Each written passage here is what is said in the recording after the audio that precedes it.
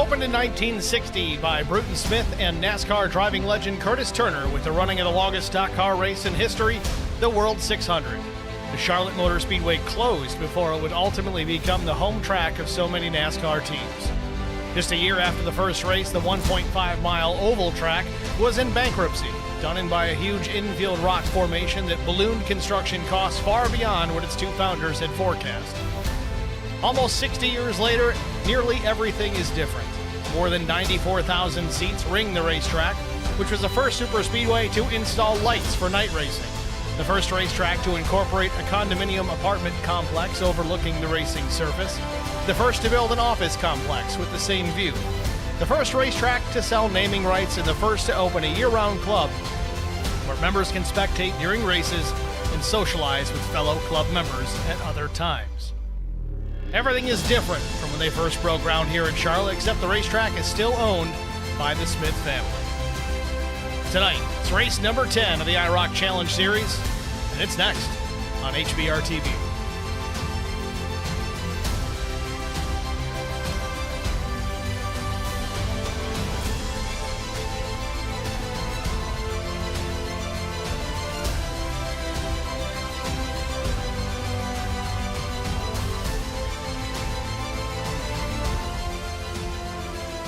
Good evening, everyone. Welcome to the Charlotte Motor Speedway. We're racing on the Roval here tonight. I'm Steve Singer with HBR TV, joined in the broadcast booth by Zach Millett. Zach, how are you? Hey, Steve. How we doing, man? We're doing well. We're going road racing here, so that's always an added bonus. I know it may not necessarily be everybody's cup of tea, but let's get after the details this evening. A 90-minute timed event tonight, not a lap race by any means. Weather conditions, 78 Fahrenheit temperature, 45% humidity, partly cloudy skies, 2-mile-per-hour breeze, and track temperature 120 degrees Fahrenheit. Going to be a little slick out there tonight. Aside from the weather being the iRacing rubber stamp, track temperature certainly going to come into play this evening. 100% fuel load, and I believe an unlimited tire set. Not that everyone's going to necessarily take all those tires, but they are there nevertheless. Zach, what does it take to get around this place? I know you turned some laps here prior to this evening. In fact, let's pull that up right now. Walk us through a lap here at the Roval. It really is a fun track to run around with these cars. These cars don't have the power that most cars have, so you can't really kick out the rear end of the car as much. But you want a nice wide angle in between one here. You want to come out all the way to the wall, get a better angle, see if you can almost stay wide open through that left. Now this is a tricky spot. You want to get the middle of the apex here. You want to get as much left as possible to get a better angle into this right turn. The better angle you get, the better speed you get down this straightaway. And it's like one corner after another here, Steve. Everything is just so tricky. You got to be on your marks every single turn of this place, or you're going to lose so much time. This is probably my most hated part of the track, where you got to wash up to this wall right there, and you get super tight to it. And your exit is everything as you come out back to the NASCAR oval here. So every mile an hour you can get out of the exit of that turn matters big time. As we build up the speed, we're going to get to this chicane. The braking point is everything. You're going to pretty much kill these curves a little bit. Same thing again, Steve. Your exit is everything as you come back out to the oval. Some would think we're wide open all the way to the start-finish line. We still have another tricky section here. Turns 15 and 16. What do you get on the brakes here for? Right about here. It's pretty tight. It's, you know, you do the whole lap perfect, and you can mess up the whole darn thing right there just by missing the braking point by a couple feet. Minute 23:118 the time. Very quick lap here at the Charlotte Roval. Millett, sorry to put you on the spot there, but you turned the laps. I figured you'd be the best one to walk us through that one. Oh, yeah, man. Anytime you want me to turn a lap, and at a road course especially, I'm in. Taking a look at the times here in the warm-up session right now, the fastest on the board is the 33 of Kevin McCann as the warm-up comes to a close. Minute 23:69, the only driver to get below a minute 24 in this session. I think we had one or two crack the 23-second barrier, minute 23 seconds in qualifying. We'll take a look at that starting grid here in just a moment. Again, a 90-minute time race here tonight. We're not going to be counting laps. There will still be stage breaks, though, at the 30-minute and then the 60-minute mark. Cautions will come out for both of those stages. Points will be paid, I believe, to the top 10. With that, let's take a look at our starting grid on the pole position with a lap time of 1:24.244. It's the 33 of Kevin McCann. Outside front row, it's brother Brian. Missed it by almost 2/10. He'll start second. Row number 2, it's Chris Mefford and Josh Funkhauser. Row 3, the 83 of Brandon Mefford, flanked by Garrett Johnston. Starting in the 7th position, it'll be Brent Butler. 8th will go to Timmy Schofield. Mike Cook, the 00, will start 9th. 10th goes to Nuke Quick in the 4. Adam Benefield, the number 9 machine, will start 11th, with Larry Bruner, the number 44, starting 12th. 13th starter is Zachary Kleek. Josh Stewart in the 03 will start 14th. Kyle Turzak did not take a time in qualifying. This will be fun to watch. The 051 coming from the rear. Let's start 15th. Jarrett Wiedner, 16th. Doug Wysocki starting in the 17th spot. Matt Kopp of the Charity Motorsports, number 84. He'll start 18th. And race admin, race series owner, I guess you could say, the 51 of Chris Wally will start shotgun on the field in the 19th position. Your starting grid as the field begins to roll away, working through turns 1 and 2 already. We'll be green the next time by. Definitely looking forward to that.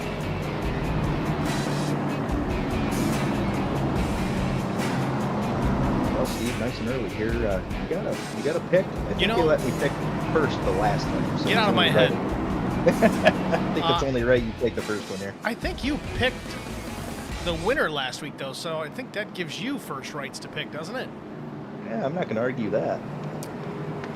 All right, go ahead. Man, it's tough. I think I'm going to go with Kevin McCann here. Not just because he's on the pole and he looks fast, but I think he knows he's going to have maybe a 10th or 2 on his brother Brian here. I think he can calmly go out there, keep pace, not push too hard. And I think if he can keep it consistent, he's going to get the win here tonight. So you're going Kevin or Brian? I didn't catch you. Kevin. Kevin McCann. Solid pick. I know alternately the best idea here would be to go pick Brian McCann. He's starting outside front row, and he is going to be quick here, but I don't know. I'm going to go Kyle Turzak. He's going to come from the back, and as long as he stays out of trouble, he's going to be a threat. So we're going to go with the 051. I'm excited to see it, too. He's got plenty of time here tonight, which is the best part. If he can just keep it clean, out of trouble, that's going to be great. He's got some traffic to work his way through. I'm still not sure why he opted not to qualify or if it was mandated. I know he's won a bunch of races this season, but I don't recall IROC instituting any kind of win penalties for these drivers. And if that was the case, I think he'd be having to start from, well, last week's racetrack, the way he's been winning races this season.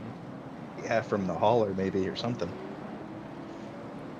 Got to do a 4-tire pit stop before you can take the green? I don't know. Yeah, doesn't get any tires at all tonight. Maybe half the fuel, who knows? Granted, that does give me an idea for you. Oh, no, shouldn't have said it. I'm going to talk to Justin Johnson over at Lone Star Racing and see if he can make you do a pit stop before you start your race next week. Oh, man, I hope not. Well, Pocono, there's going to be a place to do it. I'll do it there. Barney with the green in hand as we wait the field to get through this first chicane. I guess you call it the last chicane. Such a tough spot to go green here for the mid-pack.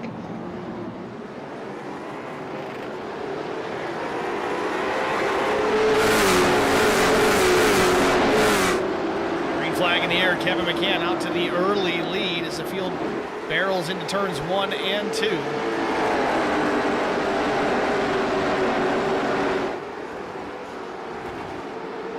It's going to be fun to watch these two fight it out. They know very well how each other race. They know what they can get away with. They know what each driver is capable of. Brian's really smart behind the wheel. He knows he's got a chance to get the drop on these pushes.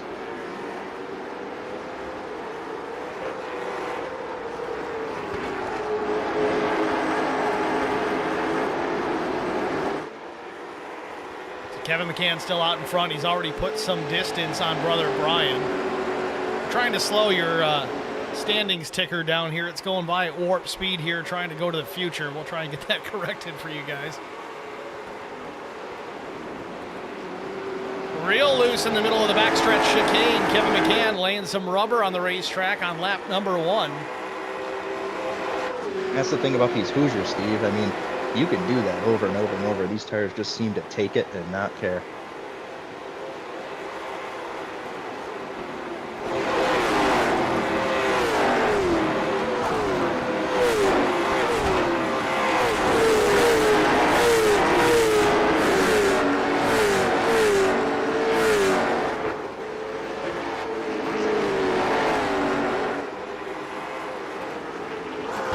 First and second, starting to build a pretty decent gap back to third place already.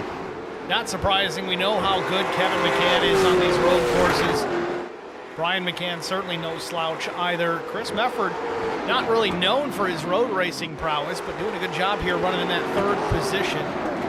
Top 6 drivers all running right where they qualified. I think just trying to settle into a rhythm.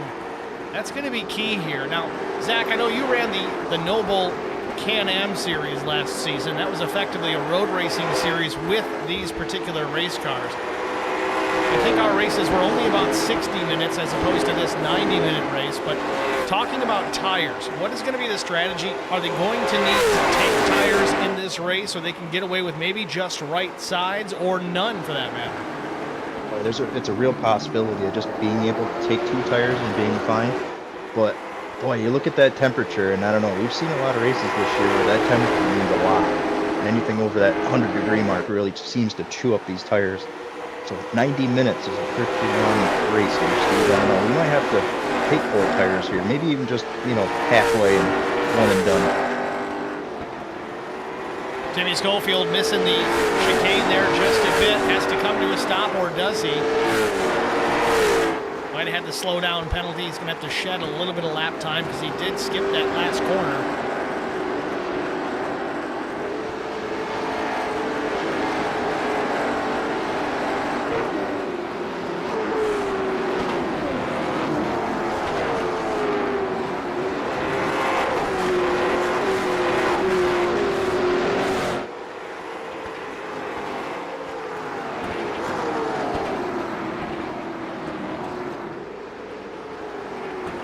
Kevin McCann still out in front. He's put about a 2.25 seconds on brother Brian in P2. Chris Mefford still running in the 3rd position. Some positions have changed up here as Brandon Mefford runs in the 4th spot. He's up a position. Garrett Johnston also up 1 spot.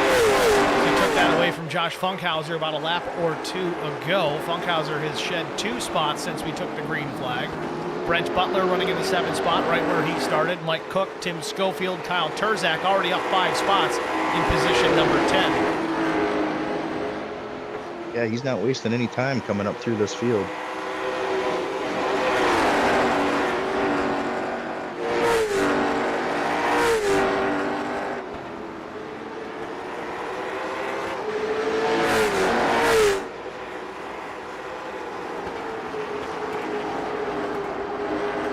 Currently 4 laps complete here from the Charlotte Roval. Again, a timed race. As we get to about our halfway point, we'll switch over. Instead of showing lap count, we'll go switching to the time remaining. See the topping or scoring ticker. It says lap 4. That will switch eventually to a time value.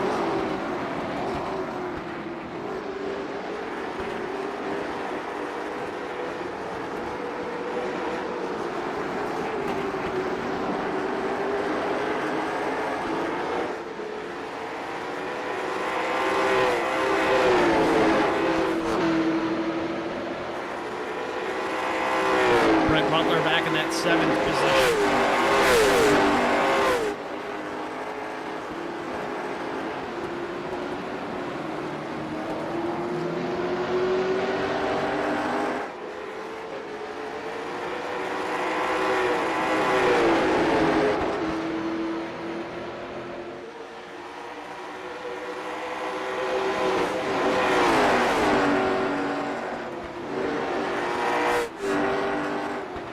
Well, Steve, we're 5 laps into this race already, and boy, it's been awfully clean so far. Very clean race. Right to be where I expected these drivers to be. I know we've got a lot of them out here that just aren't attuned to running on-road courses, but they're getting it done. They've put in some practice to at least be consistent and clean. I know we talked to Brandon Mefford after the race the other night, and Mefford was not looking forward to coming to this road course. He seemed downright disappointed that we were running a road course, but here he is. He's running within the top 5, having a solid start to this race. I don't know, Steve. I think deep down Brandon really likes road courses. Yeah, I don't know about that, but he does tend to perform at least halfway decent, and he does come out and run with us on occasion when we have something related to road racing. Maybe it's just to hone his craft and try to get better, or maybe, like you said, maybe he's a closet road course fan. That's a perfect way to put it. No, that's the easiest way to get better at road courses. Though, just get out there, get the track time in. Yeah, seat time is key. It doesn't matter really what it's in either, because I had found that coming into iRacing as a new driver a couple of years back, I had a lot of experience on road courses in road-type vehicles, but it was on different types of simulations or even games for that matter, whether it was Gran Turismo or Forza, Project Cars, things like that. You do learn how to get the job done on a road course in doing that. I guess you could say the fundamentals are relatively the same, but they do cross over pretty well to a stock car, whether it's a late model stock, a NASCAR Cup Series car, the Gen 6, the next gen, or even the truck. The fundamentals of road racing still apply, even if you don't have a lot of downforce or really big tires and things like that. There's a lot to be learned, but seat time is the best way to do it. I'd say the best thing that I learned from road course racing, especially when I started out with iRacing, was trying to drive on that razor's edge of out of control. You know, on a road course, you're coming out of a lot of these turns sideways, trying to get the power down. And like you said, Steve, it does relate to oval racing. If you come off, a banked corner sideways, your instinct will kick in if you're turning those laps and you know how to catch it. You're not just going to kind of overcorrect and put it in the wall. It just gives you that extra little chance to come out of it. Meanwhile, we saw Terzak just scrape the wall a tiny bit on the exit. Oh, misses the chicane here, Steve. This is the backstretch chicane. Terzak's going to lower down.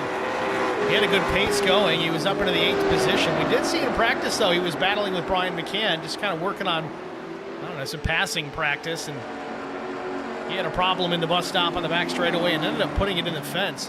Terzak's slow on the bottom of the racetrack. I'm not sure if he's coming to pit lane.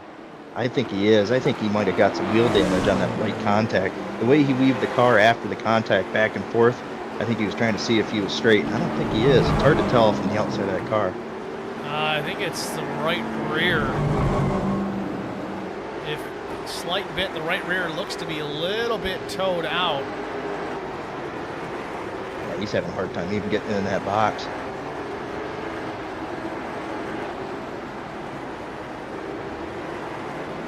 Tops up the fuel, probably took the faster pair as well. I think he's going to stay on the lead lap here, but he's got a tall order. Luckily for him, he's going to get a caution here in about 20 minutes when the stage comes.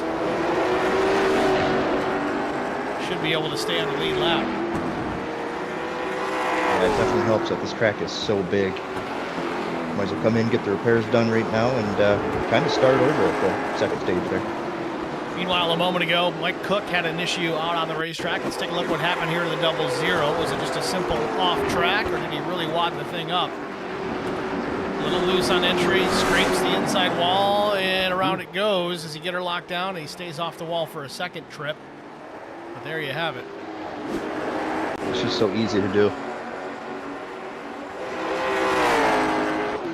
Terzak finds himself back in 17th now. He started 15th, worked his way up to 8th. As you saw, he did get into the wall. May have damaged the right rear of that race car. It didn't seem like a significant amount of contact, but clearly enough to hurt the old 51 in the handling of that race car.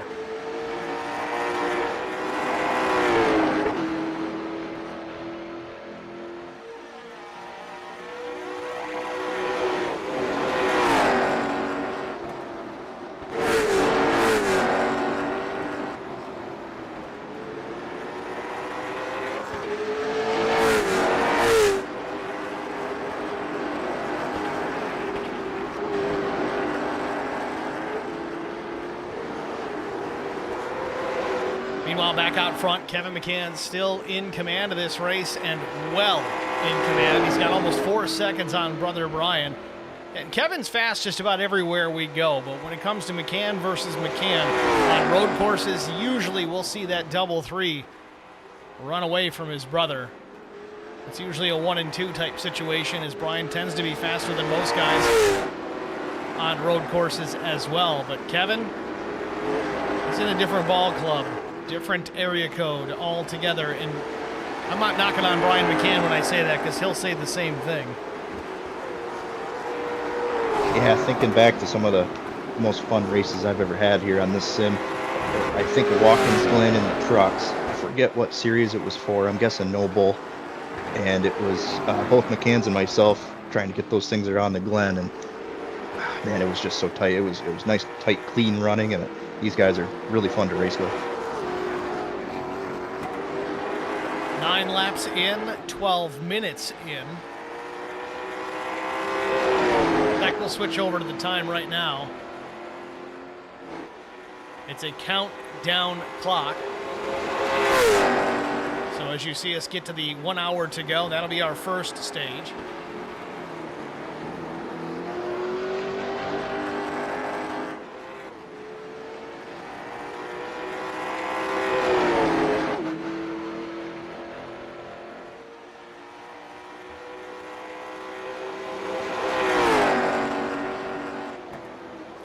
Kevin McCann out there just turning laps.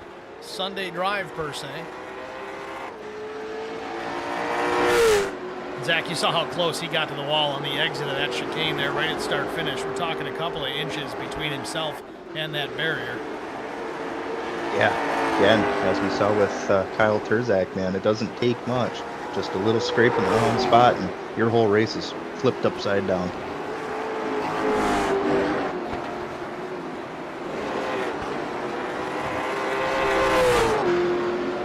Chris Mefford, the number 46, running in that 3rd position. Again, that's where he started this race.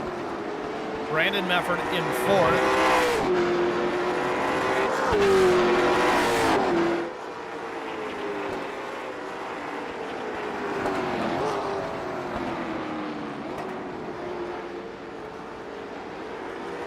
You know, if Terzak can continue to run the way that he is and stay out of trouble, we talked about it in the Open just prior to this race going green.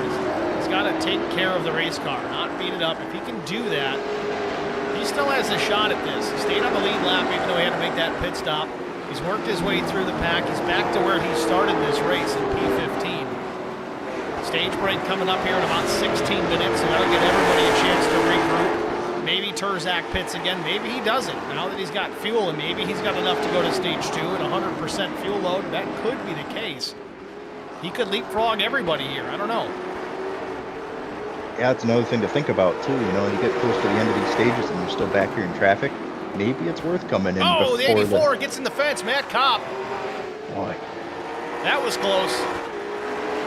That was a tough hit, man. This thing's got to be hurt pretty good. We're going to rewind it here. I don't have a quick button I can click on that one just because it wasn't as significant an impact as you would think, but it looks like Chris Wally might have got into him there.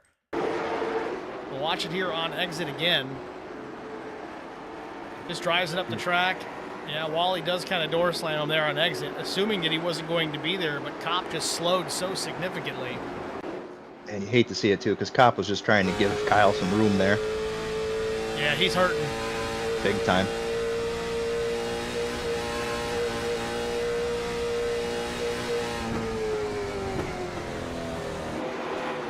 Matt Kopp's going to pull it to pit lane here, trying to get some repairs made. They do have one fast repair tonight. We got Alfie Sharon in the stream chat. Says McCann Brothers out front on a road course. I've seen this before. I think we all have, Alfie. Yeah. That's for sure.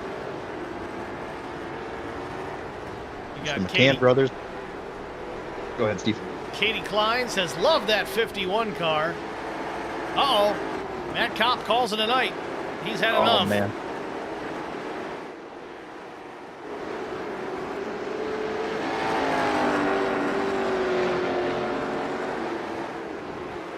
Kevin McCann still out in front. Still about 14 minutes shy of our stage break.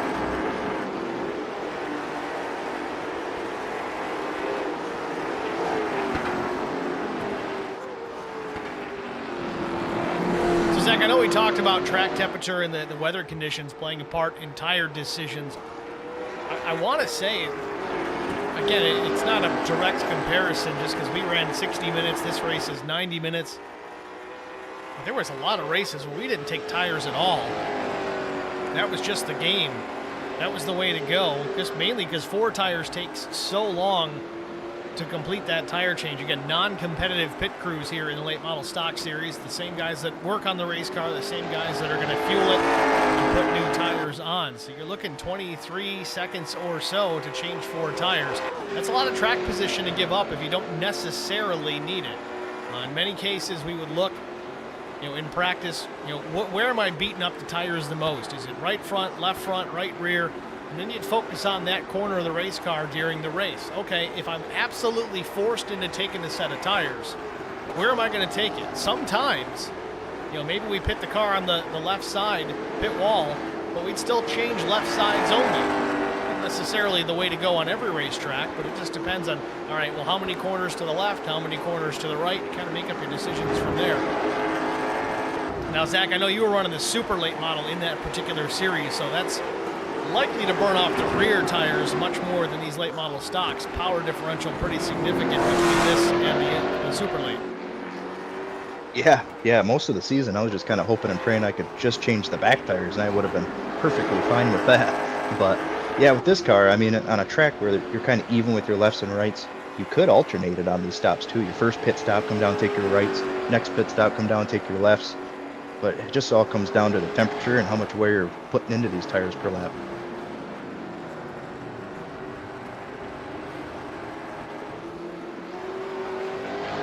Kevin McCann still out in front, 18 minutes complete here from the Charlotte Roval. You see the 77 of Zachary Cleek slow at the top of the racetrack. He's going to go down a lap to the race leader.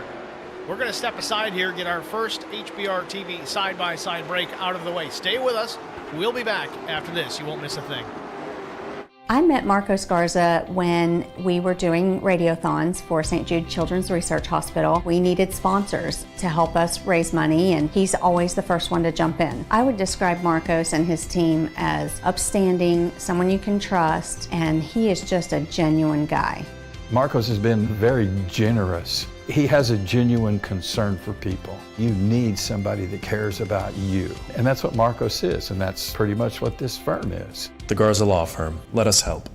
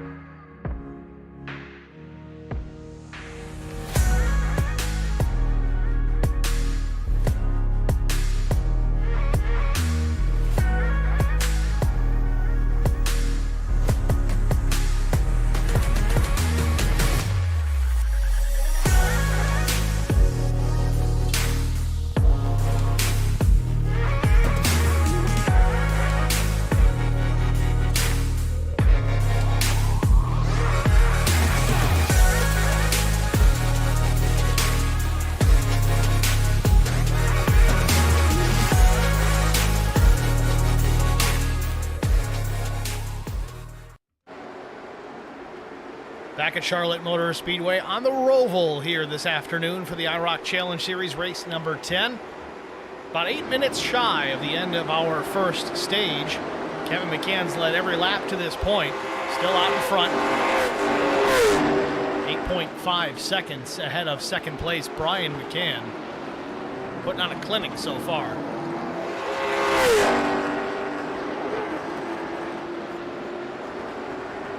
Yep, absolutely. The McCann and McCann show so far tonight. With that said, Zach, I mean, if you're used to this, I mean, you go out a lot of cases, there's just nobody that can hold a candle to your pace at these road courses in most scenarios, especially when you throw it into a stock car or a truck for that matter. But when you know you're that far ahead, pace-wise, and you're going to be, as Kevin McCann's out 9 seconds now, knowing that you got a stage break coming, the caution's going to come out, do you kind of pedal it a little bit and slow your pace down, just save the stuff? Does that change your strategy, knowing that you can kind of, I don't know, drop the hammer at any point, just take off? Yeah, it kind of depends, on the vehicle, I guess.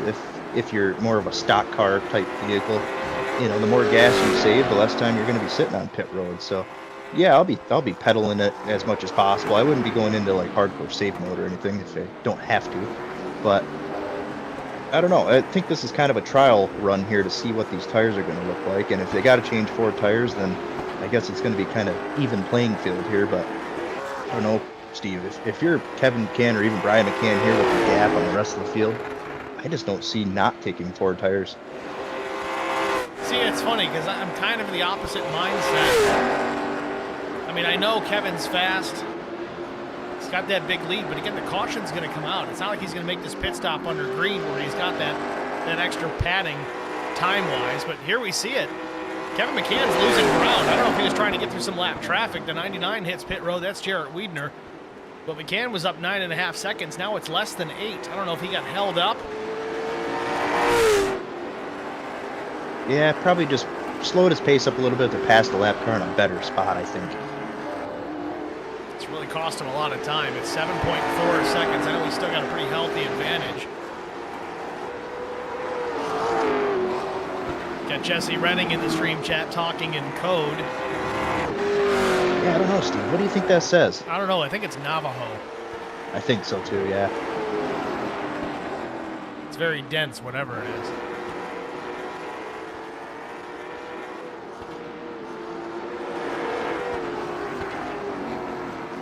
Interesting to see some of these pit stops taking place.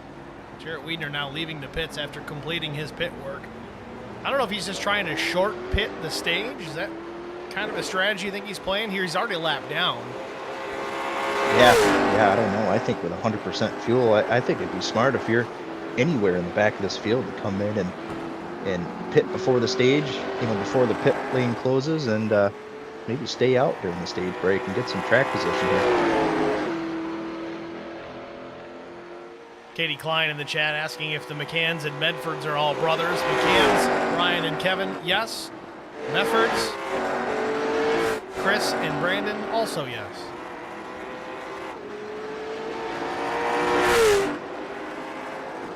It makes it really economy friendly on the IROC after parties, where everybody can hop in, carpool together. Fun fact, we think me and Zach might be related. We just haven't confirmed it yet. This is true. This is true. Multiple occasions it's been brought up. Chris Wally's in the pits, trying to shorten up his opportunity here. We'll see what happens if the caution comes out. He's going to stay on the racetrack, but under green, he's going to take right side tires. And does he opt for 4? He is. I don't know if I like this strategy call for the 51 of Chris Wally. I know it puts him in a position here to stay on the racetrack when the caution finally does come back out, but that's a lot of time on pit lane.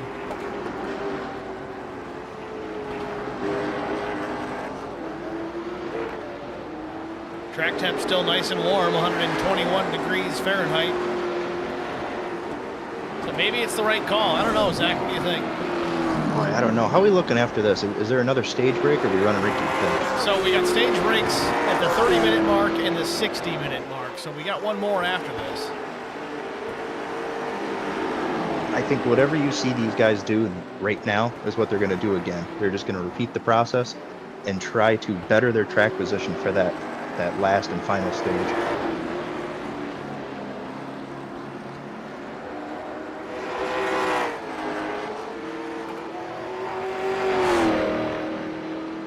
Check in on Kyle Turzak once again. He has gotten into the wall another time. He's got some right front damage on the 051, though he has still managed to work his way back into the top 10. So Turzak, even without the help of the caution, gets back into the 10th position. He may have some work to do to get that car fixed, though. Unless it's driving okay, maybe he's not too worried about it. Yeah, it looks pretty banged up, doesn't it, Steve? Kind of on both sides there, even. Right front definitely does not look happy by any means. The right front tire is exposed, which all in all might actually translate to a good thing. It's going to keep a little bit more fresh air on that tire. Left front's a little exposed, so you're right. I think you've called that one on the head there. It's left front and right front damage. As long as it's handling okay. His last lap was 1:25.56, only about 4/10 off of Kevin McCann right now, so it seems to be doing okay. It's just one of those things, though, after your fast repairs spent, you know, how careful do you drive it? You know, you got a long race left, and it's razor's edge out here. Yeah, even with that damage, he was the third fastest car on the racetrack that last lap, so he's doing okay.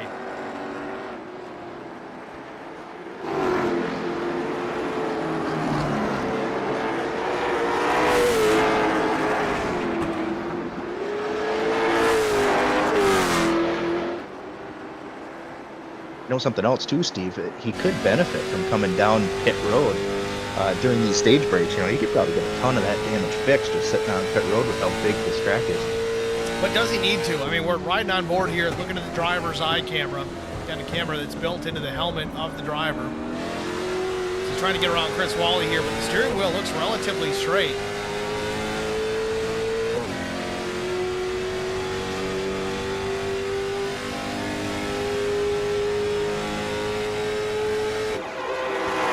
My only concern with Turzak here is, granted, the wheel is straight, but how much more damage is that part of the race car going to be able to take, you know? Especially with hitting these curbs like they do. You know, they really abuse these things, hitting these curbs. And I don't know, I just feel like any sort of damage is just going to worsen that. I know we didn't see a whole lot of that becoming an issue in the Noble Can-Am series on the road courses with these same race cars, but we did see it. It wasn't a lot. We had a couple of instances where drivers would just jump over the curbs. I think it was actually Mark Thomas at Watkins Glen, that initial curbing that you pretty much drive the whole race car over on entry. Be ready with, there you go. He hit that and damaged the race car, and it really hurt him. But caution on the Speedway. Right here, I'm sure.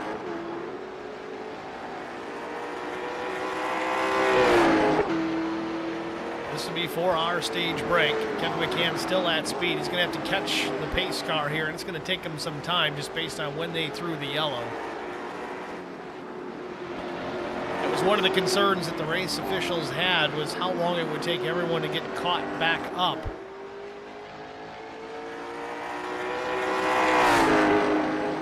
Yeah, and you see that a lot with these road course races. It's just such a big track, and the field just gets so spread out.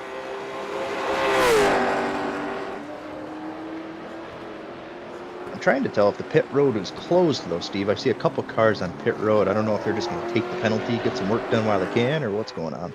Pit road is closed. I know that they won't technically open it back up until the leader gets close enough to the pace car to warrant opening pit lane. So with that said, I mean, if Kevin McCann were to stay behind the pace car for an extended period of time but not get close enough, he could keep it under yellow the whole race. Oh, man. I don't see that happening, but You never know. That pace car might be out there running 123s. yeah, right. It is a Porsche. It probably could run competitive laps by comparison. Oh, yeah. It would eat him up on the straightaway, but as soon as it got time to hit the brakes. Game over. But there it is. McCann now in behind the iRacing Porsche pace car. It would be an interesting thing to try and see if you could figure that out. Put up a session and see what you can do See how long you can keep the pace car out in front, or if it would even work. If the pits would never open. I don't know. We got to try that sometime. Yeah, we might have to give that a try. I'll be around tonight. We might have to do that after. Yeah, right. Justin Kivette, hopefully I'm saying that right in the IROC chat. Thanks for checking in there, Justin. He says, Kyle's doing pretty good, but I think you should stick to ovals. I think he's talking about Kyle Turzak. Turzak's been fast. He had one issue early on. If you're just coming into this, Justin, he went from 15th up into the top 10, got a piece of the wall. I think it was through turn 7 on the exit of 7. Smacked the right rear in the fence, had to come to pit lane immediately following to get some repairs made. He slipped back outside, I think it was to 17th. Drove his way back into the top 10 a second time. This all in this first stage. So we'll see what he can do here now that the field is bunched back up. Maybe Kyle's had some opportunities to get some more repairs made. He's still trying to get caught up though, so we'll see what happens with that. Yeah, he does have the 3rd fastest lap here tonight, just behind the McCann, so he's definitely got the pace out there. Katie Klein says, not at Watkins Glen in a few weeks, please. I'm not really sure I understand what you're saying, but I would go to Watkins Glen every single week if given the opportunity. Oh, yeah. Yeah, and I think, is that for LSR Cup, I think, in a few weeks? I think that's what Katie means. And, yeah, I can't wait for that. Well, Lone Star Racing is going to run the Glen on April the 4th. That'll be here live on HBR TV. It's 45 laps, so that's half the distance of an official Cup race. It's a shame. I was hoping it was 90. Yeah.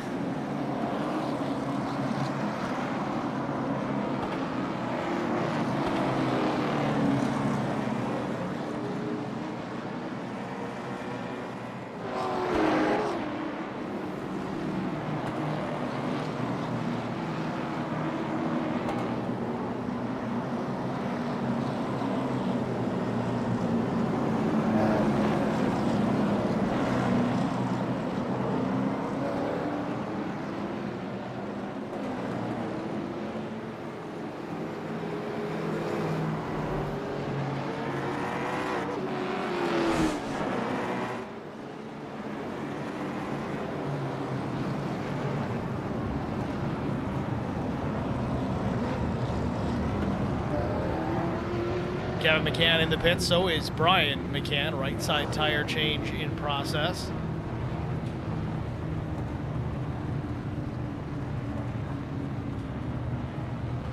Four tire change. Imagine that, Zach. Perfect. Props to Jack. Kevin McCann down and away. Let's see if we can get a word with Kevin McCann, our stage winner, though he's not concerned about points. Let's see if we can pull Kevin in the booth. I gotta find him here. Let's see if he's even in the chat. Indeed, he is. Race Channel 3 for Brian McCann. We'll pull him up and get a word with our stage winner. Kevin, it's Steve and Zach in the HBR TV booth. You got us? Yeah, how's it going? It's going well, Kevin. Well for you, as we can see. You've led every single lap of this race to the point of this stage break. I know you're not out here for points, looking for a trophy. What's the strategy call for the rest of this race, knowing we've got one more stage here in about a half an hour? Just pedal to the middle. I mean, good on fuel, tires aren't a problem, so just go fast. That's the strategy. I want to go fast. I guess that's the strategy, so we're going to try and make that happen. Kevin, again, a nice job here. We'll see if you can hang on to the end. No threats from your brother? I'm sorry, that in-game chat was going on. What'd you say? Well, we're wishing you the best of luck here at the end of this race. Do you think your brother's got a chance here? He's talking some weird strategy he's got going on. He's talking smack in Discord, so we'll just wait and see. All right, Kevin. Well, good to see you out there. Congratulations again, and wish you the best of luck the rest of the race. All right, thanks. It's Kevin McCann, your stage winner.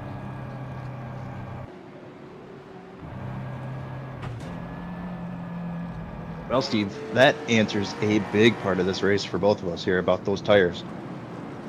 Well, we knew tires weren't going to be an issue. I mean, they've got unlimited sets, but, I mean, he did take 4. I was still surprised to see that being the case. But when you're as quick as Kevin and Brian and even Chris in this instance, you can kind of take that risk. Screw it. Let's bolt on 4 tires.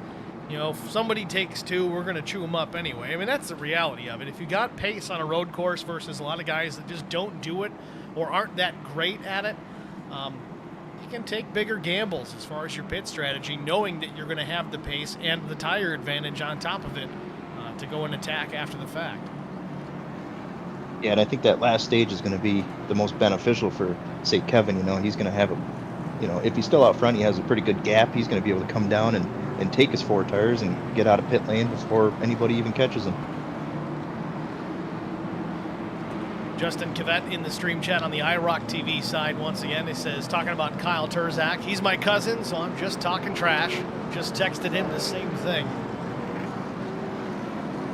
It amazes me, these guys that can check their phones or even type into our stream chat while racing. I can barely verbally speak to anyone during a race.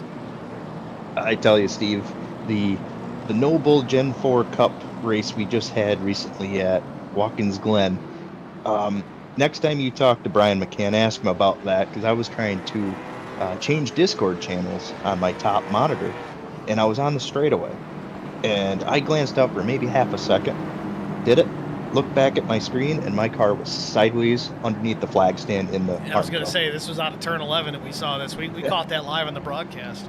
Yeah, I'm telling you, it doesn't take much to get it in the wall with these things.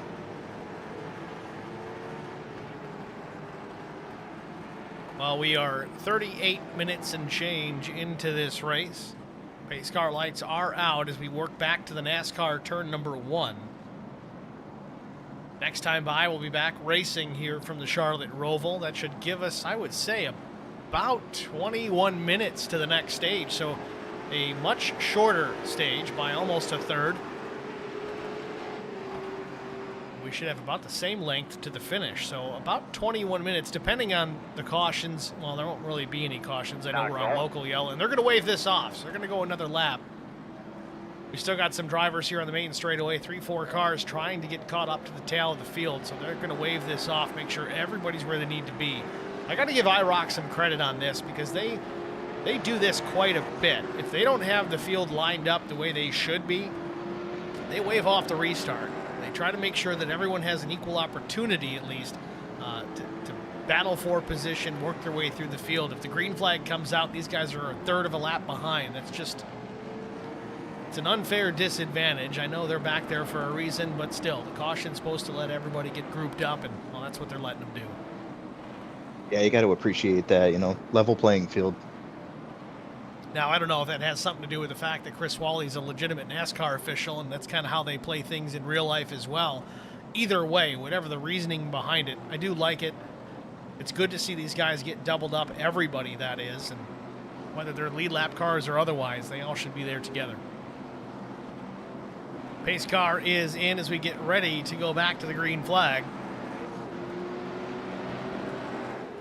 Green. Green flag wedge back racing. Kevin McCann. Early jump.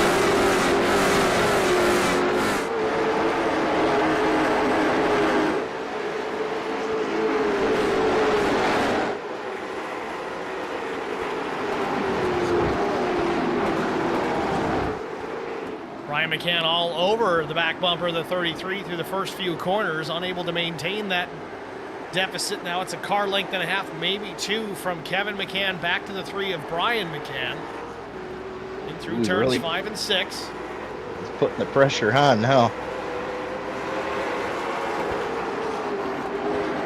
And Zach, if you didn't notice, we went green anyway. Oh yeah. I guarantee, Steve, that they checked with every one of those drivers that didn't catch up yet, and I guarantee they all said, "Yep, send it, go for it. We're all set." I think everyone except for maybe Matt Kopp was caught up at that point in time, so they delayed the restart, but then they quickly took that back and they went green flag racing, which is good to see. Nevertheless, that means more action on the track and less pacing around it behind the pace car.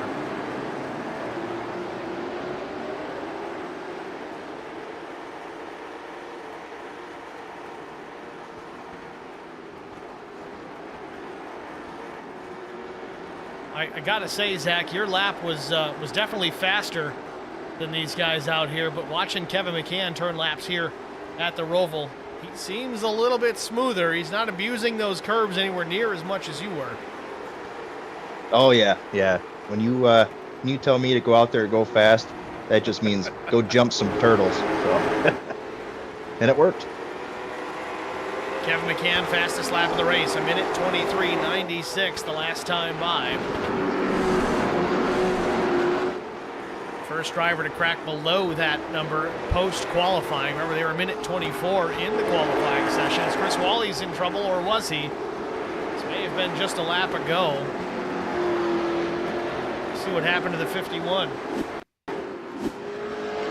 Nothing serious, though. Missed the back straightaway bus stop. Has to pay that slowdown penalty.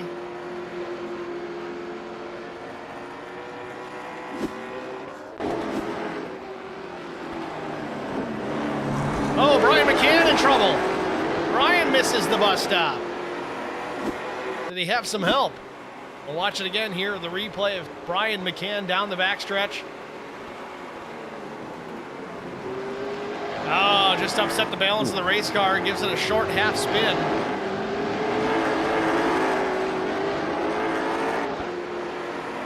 See, Zach, you'll probably tell us the same thing, but those curves, if you hit them in just the right way, it helps turn the race car effectively. It puts a lot of weight on the turning wheel at the front of that car. The problem is if you hit it less than gingerly or not how you had planned, it helps it a little bit too much. I think that's kind of what happened there with Brian McCann, is it sent him around, or at least halfway around.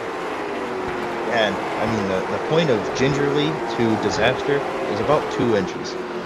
It's pretty hard to nail every time. You know, I gotta give a shout out to Brian McCann here. When he did kick it out sideways there, he let it roll. He didn't lock up the brakes and, you know, sit in traffic. So he gave him his best chance to get back going again too, but stay out of the way at the same time. We did just see Brian McCann hit the wall there on the exit of turn 7.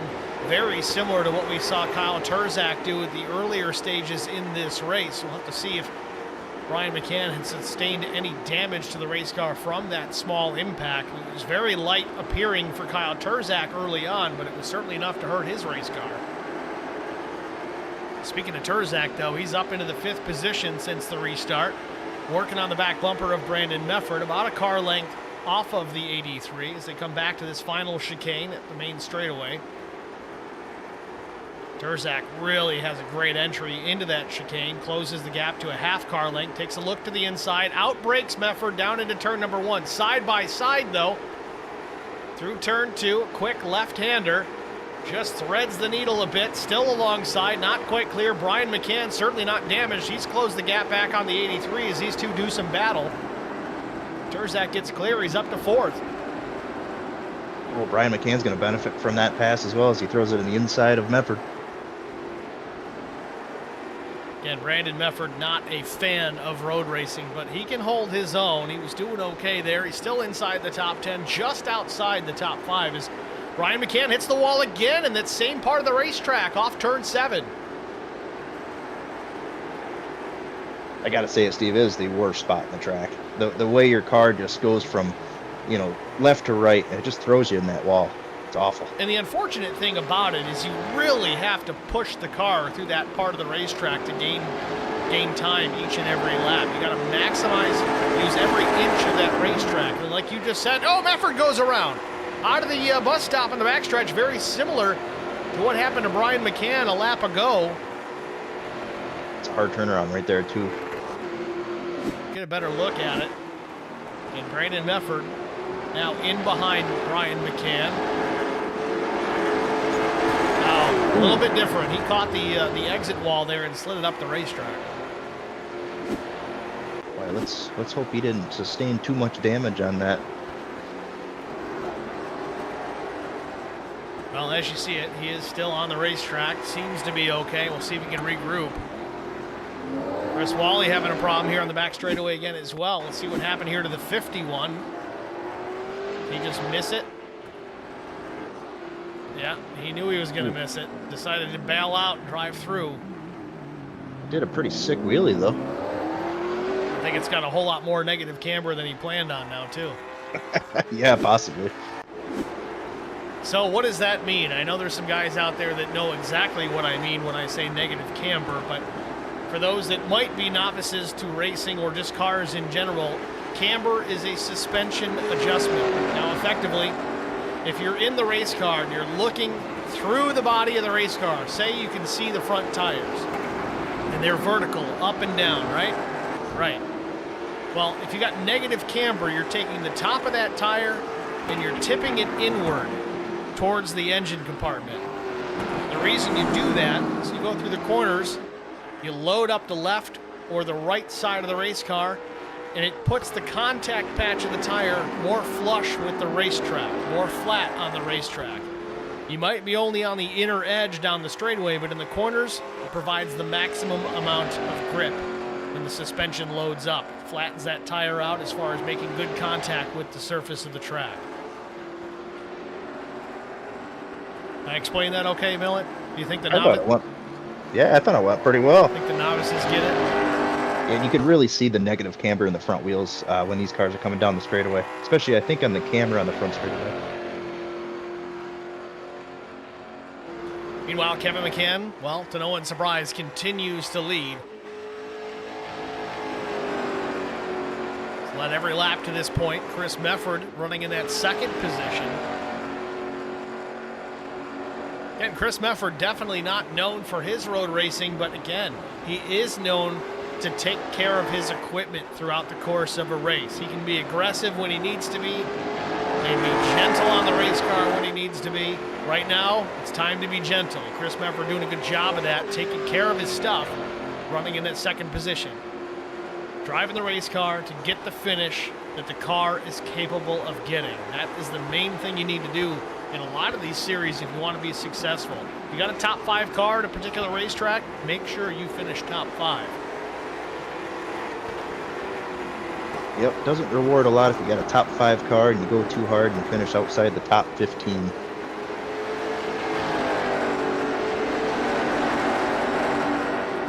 Kyle Turzak closing in on Garrett Johnston.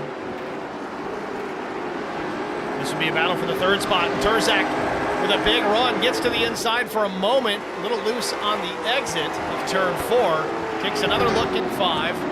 Another quick right-hander in 6. This is a tough one. It's relatively blind uphill. Turzak still with damage. Looks like all 4 corners of that car is bent in now. He's still got pace, though, and he's running ahead of Brian McCann.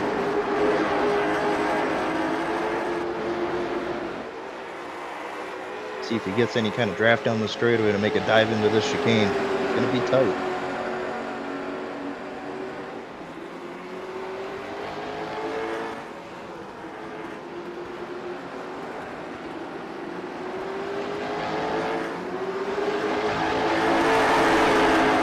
Turzak a little loose on the exit of that backstretch chicane.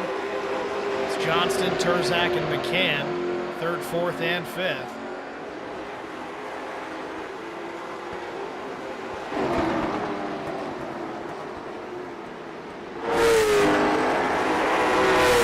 Big wheelie for Brian there.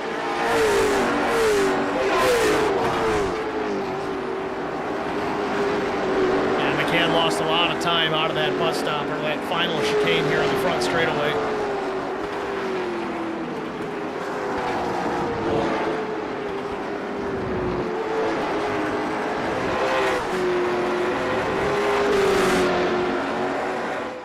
Yeah, I think Katie hit the nail on the head here. This has been a great battle for third so far. This is, it's fun watching Kyle try to put the power down a little early and get side by side. Yeah, I'm not following Katie's comment on 21st. There's only 19 cars in the race, so I don't know if I missed something. I'm sure I said something that made it relevant, but I can't recall.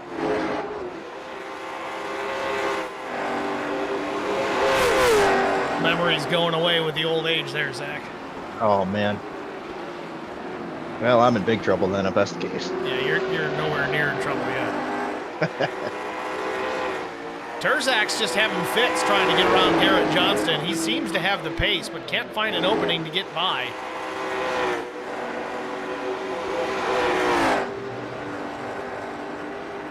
Back into the front stretch chicane. Turzak turns in just a little bit sooner, trying to get an angle on the 15, but nothing doing there. Just going to dive it here. He's close enough. There it is. Oh, locks up the left front just a bit. Almost gets into the 15 of Johnston there, but manages to stay off contact. These guys are pushing right now. Great battle for position, though. This is for the third spot as we continue to watch Garrett Johnston and Kyle Turzak fight for that position. 8 minutes away from our next stage break. This stage has really clicked by in a hurry, as we expected it would. Got Drew Blaze in the chat, says, I'm just here to see Millet wreck. Oh, wait. Well, I'll see if they'll let me in that pace car here for this last stage, Drew. We'll give it a go.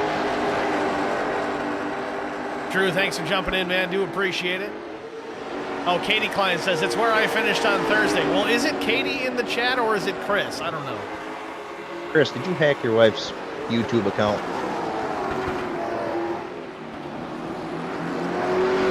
Yeah, if it's Chris, I know he's excited for Watkins again. Just don't tell me it's a joint account. Oh, no. No. People still do that. Yeah, they do. Right on board with Garrett Johnson. He's still trying to defend against Kyle Turzak. You see that other car looming in the distance, coming back. You know, Brian's, I don't know, he lost some ground and he really hasn't really shrunk that deficit since. I don't know if he's got a problem or if he's just trying to wait for the stage to be over and regroup. Well, it's probably because these two cars are battling. Brian did beat those cars by a second that last time around.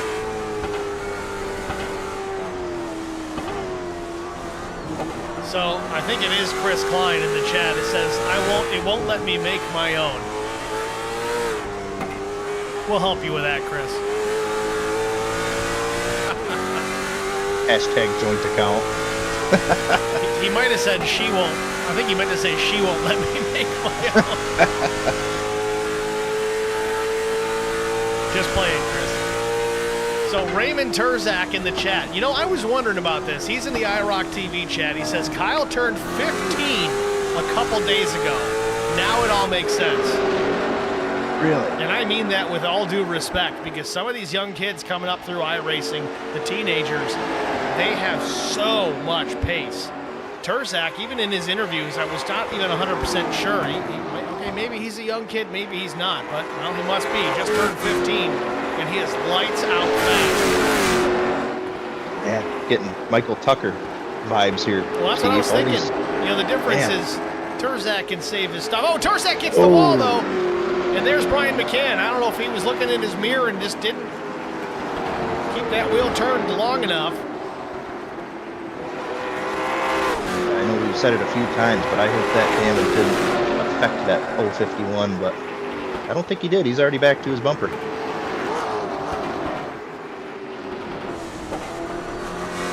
On board with Brian McCann. I think Chris has got a good point, and I think when Brian hit that curve and wheelied it coming to the start-finish line, he kind of checked up. It kind of shocked him there. But now I think Brian's trying to get some more stage points because he knows he's got to get past Turzak here. Try and get a little bit more points than the 051 because Kyle's been just so strong and dominant this season. Ooh, locks him up at the bus stop, yep. Oh, this is going to be a great finish here. 4.5 minutes before the stage ends. This finish will almost be as good as the LSR Michigan finish. I can almost hear Chris Klein laughing. Drew Blaze in the chat. These kids and their damn cat-like reflexes. Yeah. Turzak to the here's a inside. dive right here. No, still not enough. It's just too shallow of an entry, Steve. You just can't power it through. But here comes Brian. Yeah, he overdrove turn one big time. Opened up the door for Brian McCann, and he gets the wall hard. Drives the car up on the wall. Oh, that's a hit right there. That's going to hurt the car, I think. I think he might be in trouble now.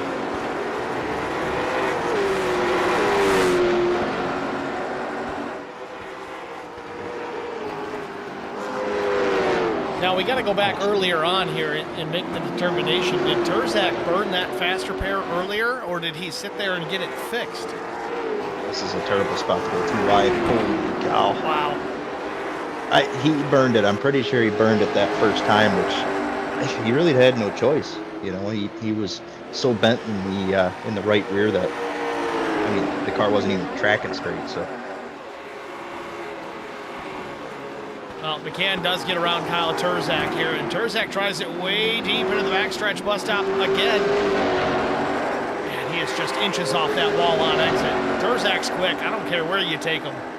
Road racing may not be his thing, but he is certainly proving that he's got the skills, he's got the talent to perform and compete everywhere we go. I just don't know how much more this car is going to be able to take.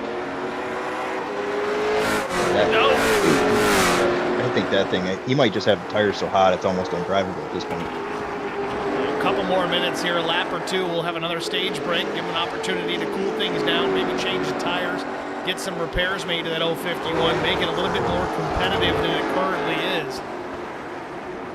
Nevertheless, his average finish is still going to be like a 1.3 by the time the season's over. Yeah, I guess that's pretty good. Brian McCann, though, after his mishap on the back straightaway into the bus stop, he's starting to regroup. He's up in the 4th spot, closing in on Garrett Johnston. We'll have to see if McCann can do anything with the 15. Granted, we've only got a couple of minutes left in this stage. I'll tell you, Steve, this is where Brian McCann shines right here. I'm thinking he's gonna make this pass. He's gonna do it here, coming into this chicane. Nope, backs off it. He's going to back up his entry to build the speed out of the exit. Crossover here. He almost got into him, though, loosened the car up on exit. That's going to kill some of that momentum, but maybe not all of it. Oh, man, it's just so hard to stay side by side in this banking. Yeah, McCann had the right idea for sure. If he didn't get loose on the exit of the chicane, I think he might have been okay, but again, backs do the same up. Thing here. Yeah, backs the entry up into the front stretch chicane. Big time run on exit. Still not quite there, though. It's just not enough straightaway there to do anything with it. But see, Brian definitely knows the way, to get around somebody on the road course. Backing up the entry, focusing on the exit, and not just diving it in. What's the line? Slow in, fast out. And then hope to God. McCann certainly living by those words here. Slow into the corner, fast on exit. To break that down, Millett started to get into the topic of it, but you basically lift and get on the brakes a little bit sooner than the driver you're racing against, so that you can get back to the gas a little bit sooner than the driver you're racing against. And typically, if there's a straightaway at the end of that corner, you can carry that speed and that added momentum all the way down, set you up for a good pass at the end of it. It's most notable here in this circumstance, down the back straightaway into that backstretch chicane. Now, McCann not close enough to do anything with it, so he's going to back up his entry again and then drive through. Try this yet another time. He's got a better exit, looking to the inside. I don't know if he got on the brakes, checked up there or not. He was, maybe a foot off the back bumper of the 15. Might be the last lap of the stage here, Steve. This might Could be the last and there it chance is. to pass. Caution Yep. out. Staying out at all. And I tell you, Steve, Chris Klein in the chat pointed this out, that Kyle Turzak did hit the wall again really harsh, and he actually towed to the pit lane this time. Oh, no, Turzak. Well, while we're under caution here, let's take a look, see what happened to the 051. Through Blaze, 51 looks like he's taking an old-fashioned beating on the front end. Oh, yeah. It's he's more than the grab front walking. end. Well, that's what we were saying, how much more can that car take? That's that a dog thing's just track. beat. I think even if he got it to the pits, how long would that have taken to fix? And you know what? I don't even see where that happened. I don't have any indicator of it, so unfortunately we're not going to see it. But yeah, Kyle Turzak had a really strong run, gave it his all here. He's not going to have a great finish, unfortunately. Kyle Turzak in the IROC TV chat. That was fun while it lasted. Kyle, it was fun watching, man. Even with a beaten and battered race car, you did a great job. You were up as high as 5th position there. I really think you had a shot at this one. I picked you. Thanks for letting me down. I'll send you PayPal in 10 minutes. Yeah, right. It's only the second race this season that Turzak has not won. And we're 10 races in. Still impressive. If anybody could have a mulligan, it's Kyle Turzak. Absolutely. It's well earned at this point.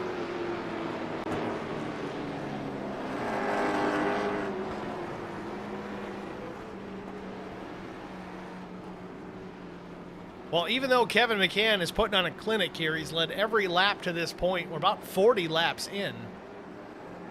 It's still been an exciting race to watch. Plenty of battles throughout the field. We watched that third place fight for quite some time. That was between Garrett Johnston, Kyle Turzak, and Brian McCann for quite a while. McCann finally got around Turzak, but I think his race car finally just took all it could handle. It does answer the question about that faster pair. Turzak did burn that one early on.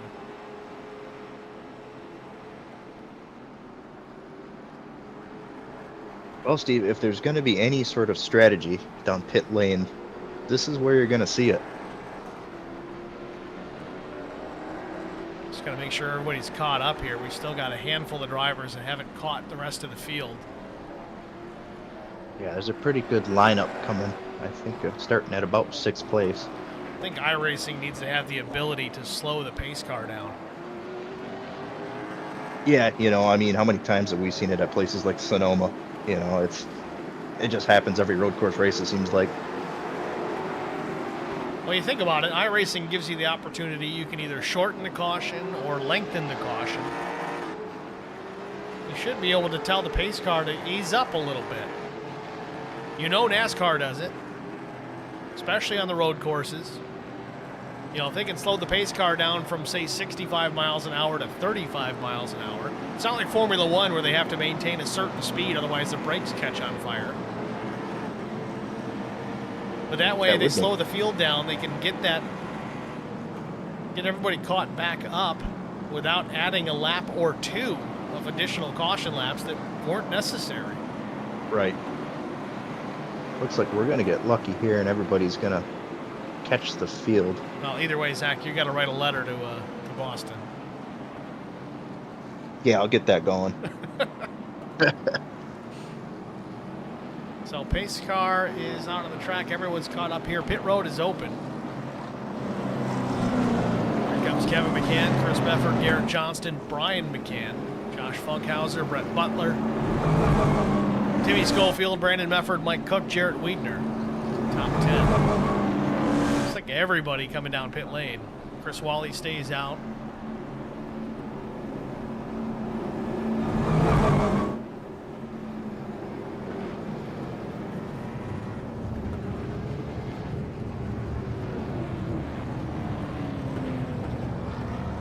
See if these McCann brothers take 4 or 2. It's going to be 4 for Kevin. Looks like same for Brian. Interesting. I don't see anybody coming out, though. In first. Almost out first. Chris didn't stay out. Track temp's still pretty hot, so I don't know. Like I said, in an hour race, we didn't change tires at all. You would think that they would be good to go. Oh, was Chris Wally a lap down? Yes, he was. Oh, okay, that's why I stayed out. But I think he got his lap back. Right. So now he's the last car in a lead lap in 12th.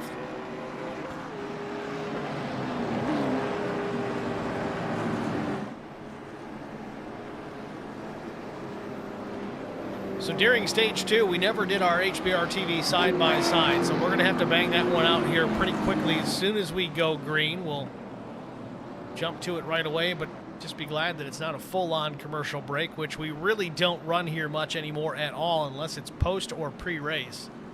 So you won't miss any of the action. In fact, I firmly believe you actually see more of the action during the side-by-side because it automatically cycles through the entire field. Anybody that's got a battle going on, you're going to see it.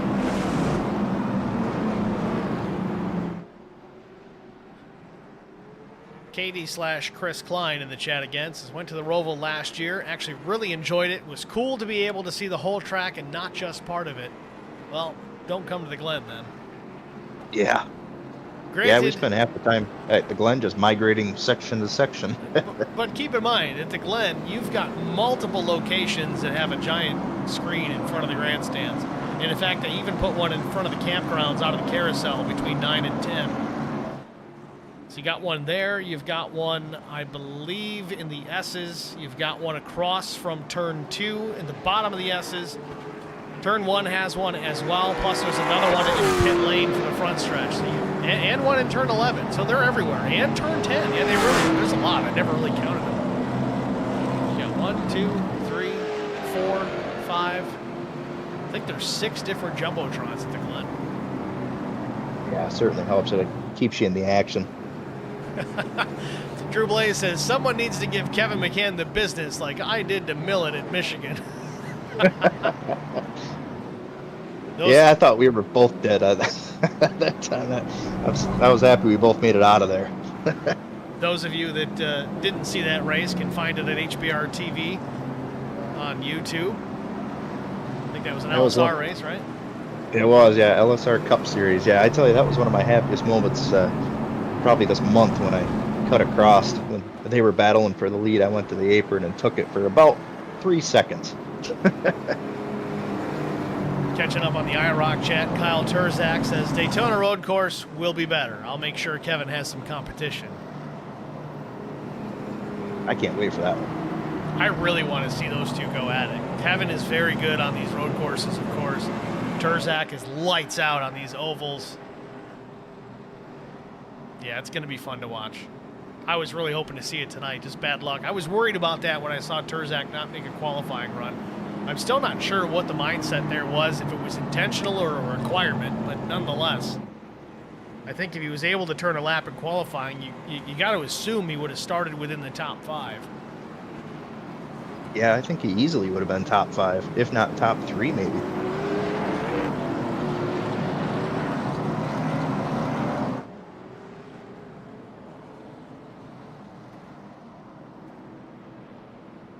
Working lap 42. 1 hour and 9 minutes into this 90-minute race. Chris Klein in the chat says the Glen is the best road course ever for NASCAR. I think you can drop the for NASCAR part. I know we're biased because we're New Yorkers, but Chris, if you've never been, man, it's a great racetrack. It really is. It's got a great environment. It's a very scenic part of the country and wine country of upstate New York. The parties are a blast. The track is great. Facilities are good.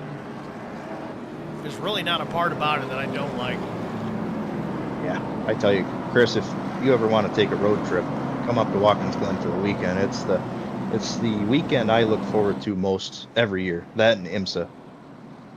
Yeah, Chris, if you do end up coming to the Glen, I'll feed you. And he does a good job at that too, let me tell you. Turzak says, I'll take it back. The old 51 on the Speedway. Well, that's true too. Justin Kivette says, it was all his mom's fault. All right. Justin, I want to hear the story as to why you're saying that, because it sounds like it could be good. Absolutely. Drew Blaze says NASCAR needs to replace COTA with the Daytona road course. I think those are both terrible decisions. Oof. Maybe just run the Glen 3 times. I say Road Atlanta. Yeah, hey, that's an idea. It's a road course in NASCAR country. It's a perfect mix. Yep, I'm in for that. Or if you're afraid about Atlanta sports, go to Virginia, VIR. That'd be a good one, too. Well, you know, while we're at it, for the sake of argument, let's just throw the Nürburgring in there. Well, then we'd have to leave the country. I don't know. I don't like that. Yeah, hell of an HBR field trip. Yeah, HBR field trip. Go to I think Nürburgring. Brian Rose would pay for that, I think, for the good cause. Oh, yeah. Yeah, COTA I'm not a big fan of. And honestly, the Daytona road course, I like it, but I do not like it for stock cars. It's just, I don't know. I especially don't like that added chicane they put off of turn number 4. I know it's very similar to what we have here at the Roval, but it's just 2 tracks you can't compare. Yeah. Oh, Turzak's, okay, now I get it. So Turzak's blaming his mom because he had to help her during qualifying. Come on, Kyle. Oh. That's funny. He's back out on track, too. You should tell her to make the meatloaf. Do you want it now? Mom, the meatloaf. Turzak is on the track, isn't he? Good for him. Yeah, coming back out. You know, a guy that truly does not need to, He didn't need to start this race. But I give him credit for being here, continuing to run after getting that car fixed. Yep. I think he's got, well, let's see. He's got 2 cars ahead of him on different laps, but you know how quick that can change. Even if you get 1 spot, it's worth doing. Drew Prowl in the stream chat says, how about the Utah road course? Longest U.S. road course. Only bad thing is it's a flat textile track. I mean, that's not necessarily a bad thing. I guess I'd have to see it. It's all dependent on what kind of racing it produces. Terzak goes, it's true. I'm not doubting it. Now that I know he just turned 15, I can just picture it now. Him sitting there at his rig, mom coming in. I need you to go get this package. I can't pick it up. It's too heavy. I don't know. I can see it. Just a theory. All right, field coming to green here through the front stretch chicane. Barney is holding that green flag pinned straight in the wind. Flag. Gets the command. Green flag back in the air. We're racing in stage 3.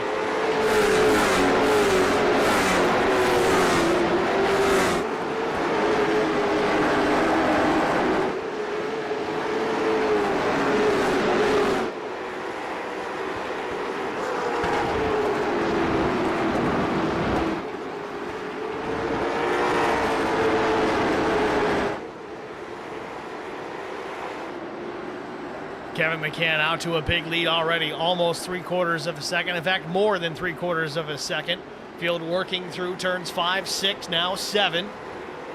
One more quick left turn before they get back on the NASCAR oval, turn number 1. McCann up the racetrack, still holding a 3/4 second advantage over brother Brian McCann. McCann in second, Garrett Johnston running in the 3rd position. Looks like all drivers took 4 tires during this caution. They should be good to go all the way to the end. Yeah, that 3rd place starting spot for Brian being on the inside really benefited him. Took second back pretty quick.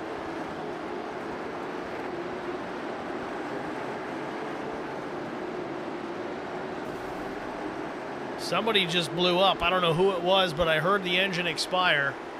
Oh. Is that Garrett Johnston? It might have been. I think it might be. Garrett Johnston, slow mover, was running in the 3rd position behind Brian McCann, but the engine expires. I don't know if he had some pre-existing damage. The car looked pretty good. I think it was maybe a money shift. Car's still running, but it definitely sounds sick. Garrett Johnston, a strong run, going bad here with 15 minutes to go. That was the spot in the track coming out of that chicane, Steve, where you would be going 2nd to 3rd, and you might have just went straight up into 1st.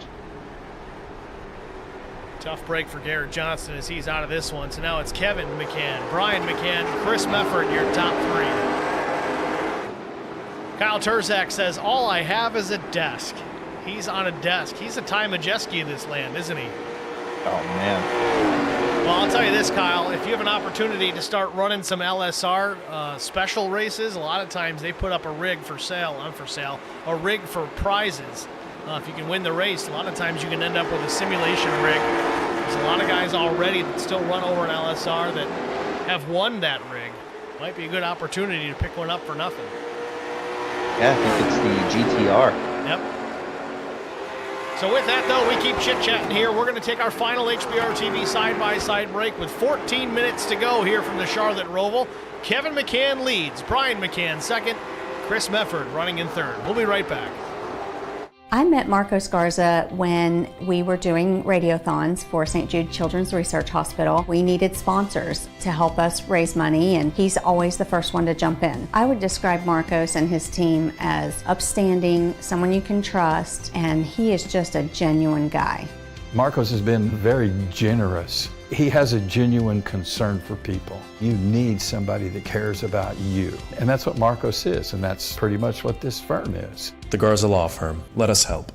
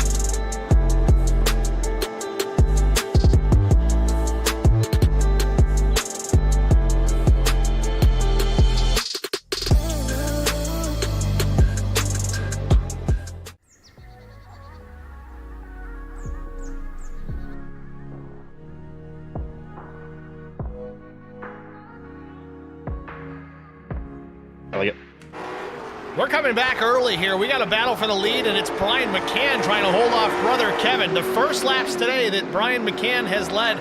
First laps today that Kevin McCann has not led.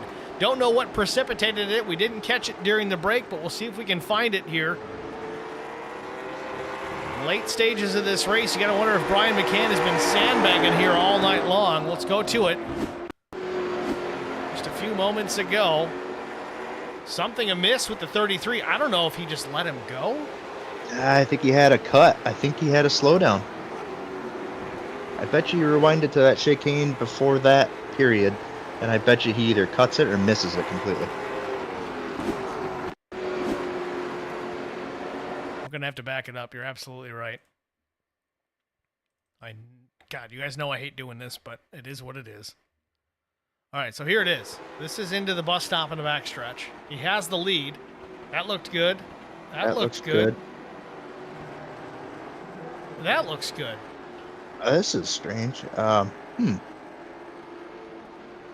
He just jumps up top of the racetrack, slows down, lets Brian go by, and then gets back on the gas. This could be a little brotherly love to let him lead a lap. Or maybe there's some kind of, family bet going on here. I don't know. He did say that Brian was talking some smack in Discord after the first stage. Oh, he is trying, though. He is not trying to let his brother win this race. Kevin McCann wants to take this checkered flag. Brian McCann certainly wants to win this. Be a first win of the season for the 3.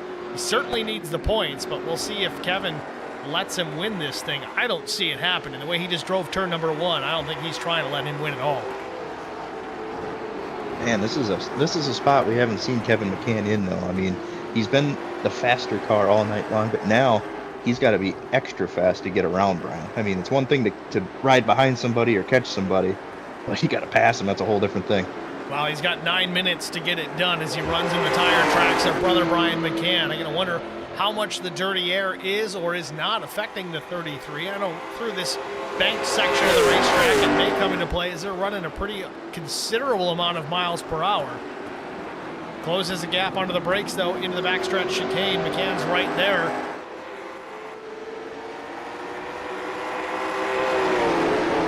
And, Steve, I just don't know how awkward Easter dinner is going to be if Kevin gives Brian the chrome horn here for the win. Yeah, especially since Kevin is here for one thing and one thing alone, and that's to win this race. He doesn't care about points. I think he may have run one race prior to tonight this season. He's just out here trying to collect the trophy. That could be the reason, Brian's in the points running here, and if he can get a lap led and get those bonus points, it's huge. But I don't know. It's going to be tough to get back around Brian. Passing Brian McCann is no easy task.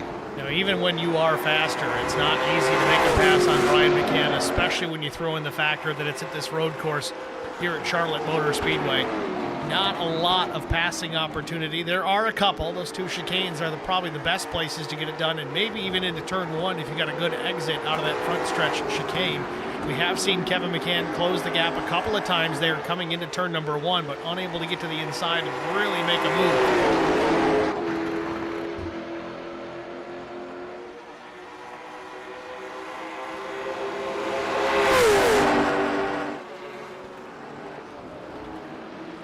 McCann really good on the brakes, locks him up just a bit on the entry to that backstretch chicane again, and Brian McCann, I don't know, I think that's kind of what Brian's line has been all night long, was to back up the entry and then have a good exit, and he clearly has a great exit there. I just kind of wonder, with Kevin McCann being out front for as long as he was tonight, he didn't get any opportunities to see what kind of line and what kind of braking points that Brian McCann was working with. That may have caused that lockup into 33. Yeah, it might have shocked him on how early Brian got to the brakes there, but I mean, it's so hard to ride behind somebody, especially this close. Kind of messes up your line. Brian McCann got a piece of the wall there just a moment ago, out of turn number 2.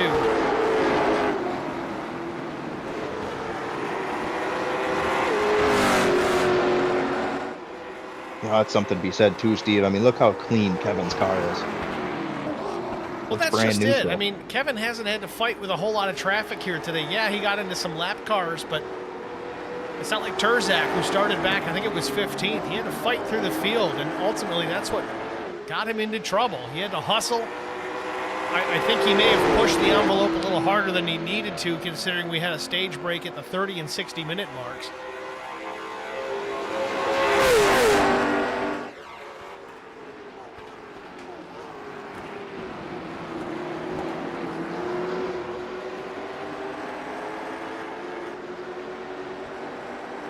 Yeah, Brian's got a really good exit coming out of there. Well, that's just it. And really, I think Brian running the line in the braking zone that he's running, backing up his entry the way that he is, that's kind of killing Kevin McCann, because he either has to run the same thing that Brian is or run him over. I mean, those are his options, and he doesn't want to run him over. He's not here for points. He's here just to win this race. I'm sure he'd rather get this pass done clean than to dump his brother for a win when Brian's in contention, at least, for a championship. It's a tough dilemma. I don't know, Steve. If I was Kevin, or if I was Brian and you were Kevin in this spot, would you do it? Would I dump him? Yeah. I got to be honest, Zach, if you're in front of me in this situation, I'm not dumping you. If you're here for a title and I'm here for the race, I'm not. I don't operate like that. Bigger picture. Bigger picture. Now, if it's... Wow. I've been known to dump a couple of guys, but... I was trying to think of his name. Colt Ainsley. Okay, yep. Watkins Glen. two days in a row. Oh, yeah, I forgot it was twice in a row. I think it was ARCA and then Cup, and I won both races, but... He says he still owes me, but he sold all of his stuff, so I think I'm good. Yeah, it was kind of... I think that Coda race was the nail in the coffin. To be fair, it's not my fault he parked in the middle of the carousel. Can't park there, sir. Yep. Less than 4 minutes to go. Brian McCann continues to lead, and dare I say he's starting to put a distance on second place? 2/10 faster. 0.6 of a second back to Kevin McCann. I gotta wonder if Kevin overheated his tires trying to reel in his brother. He might have 2, maybe 3 laps left to try and get this done.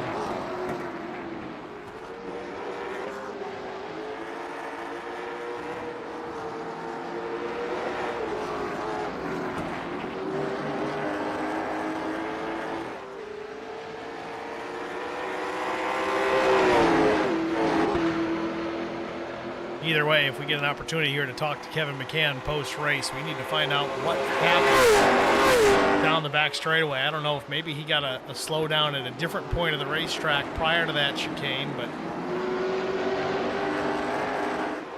it's really answering the question about clean air. It seems to be really important.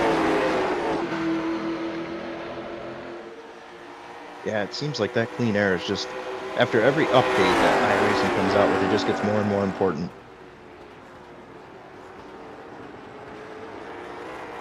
Pretty sure we got 2 laps to go as we cross start finish here. Next time by should be the last lap of the race.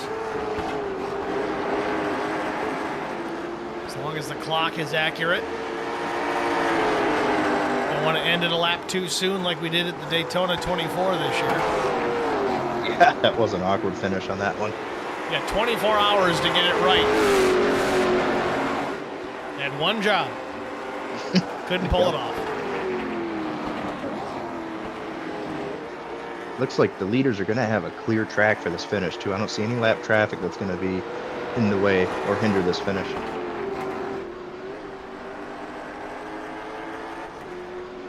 Both McCanns into the banked turns 1 and 2 of the NASCAR Oval.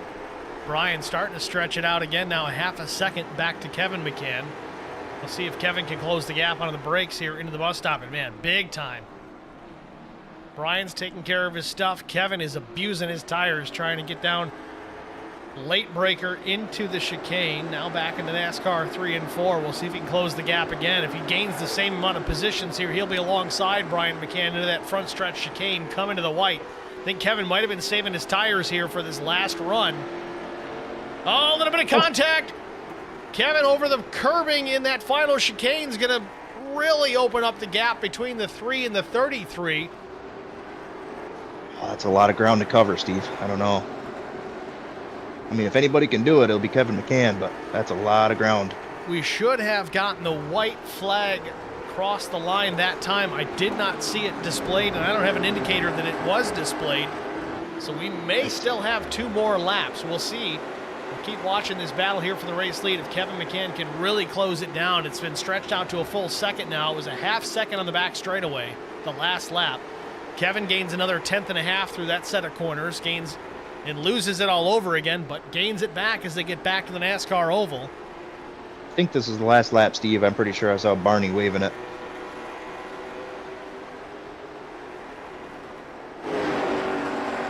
Nevertheless, Brian McCann, a strong run, does not give up. Started outside pole with Kevin on the pole position. Kevin drives it deep into that backstretch chicane once again. He'll have one more opportunity. Does he use the bumper? Boy. Watch the ground. Kevin's going to throw this baby into this last chicane. Watch the ground he's going to make up. Final couple corners. Kevin McCann drives it deep, but not close enough. He misses the curb. No, he gets through there clean, but Brian McCann wins it.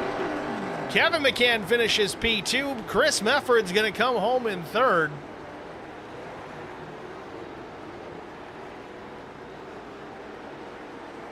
Brian McCann, your race winner here from the Charlotte Roval. He's so good on this track on the oval side. Gets it done here today on the road course.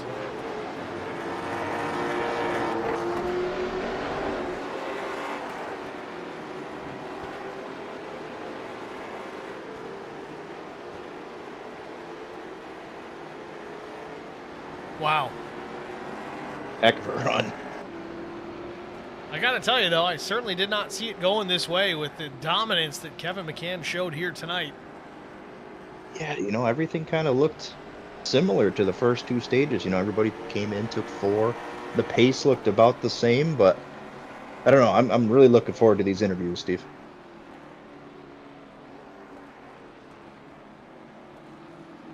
Brian out there still running competitive laps on the cool down.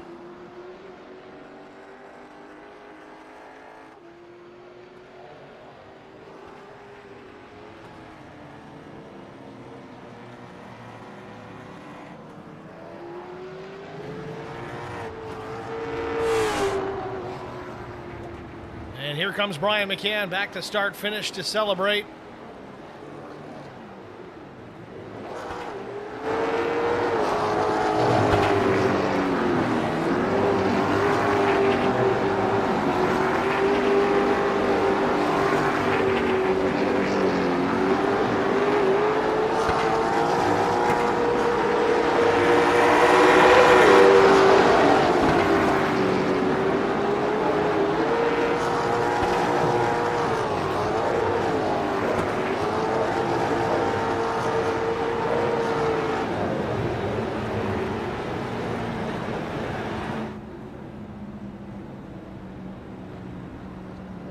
First win of the season for Brian McCann. Gets it done here at the Charlotte Roval. Chris Mefford comes in to congratulate.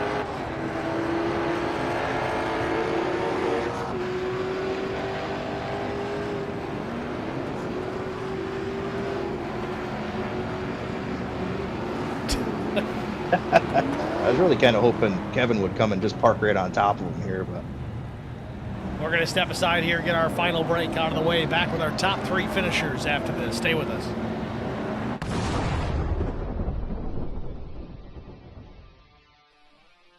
Spartan Transportation and Spartan Logistic Management is your one source for all your shipping needs. 53-foot dry van shipments, auto transport shipments, full-service in-house brokerage, drop lot facilities, just-in-time deliveries to all auto manufacturers, facilities in St. Louis, Missouri, Kansas City, Missouri, and Indianapolis, Indiana. Spartan Logistics LLC, proud sponsor of the IROC series, Kyle Steffens UMP Modified and Silver Crown Driver, and Gordy Gundaker, World of Outlaws Late Model. Visit us at spartan-logistics.net or find us on Facebook. R&R Racewear, your source to all custom racewear apparel needs, and home to iRacing apparel. Check it out today at rnrracewear.com.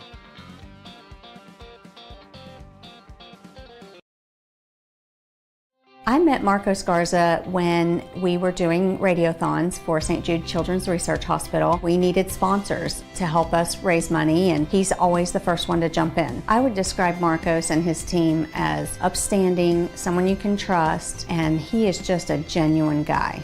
Marcos has been very generous. He has a genuine concern for people. You need somebody that cares about you. And that's what Marcos is, and that's pretty much what this firm is. The Garza Law Firm. Let us help.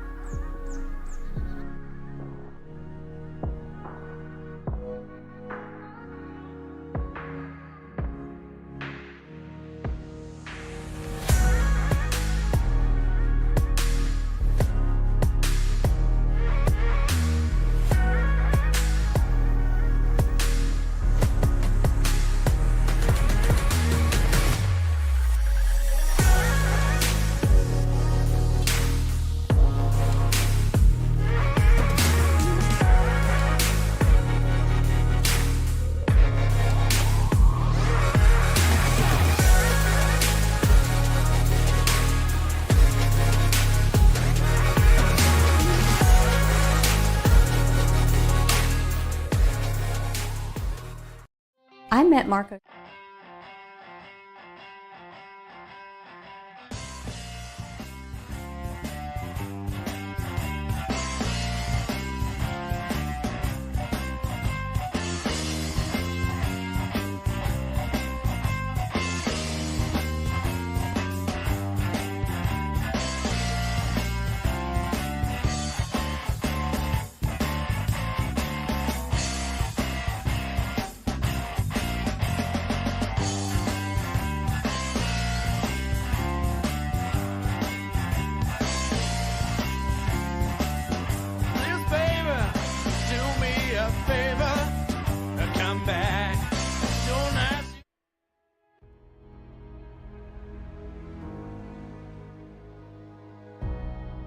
Back at Charlotte Motor Speedway at the Roval for race number 10 of the IROC Challenge Series, Brian McCann brings it home first for the first time this season, beating out brother Kevin McCann and Chris Mefford.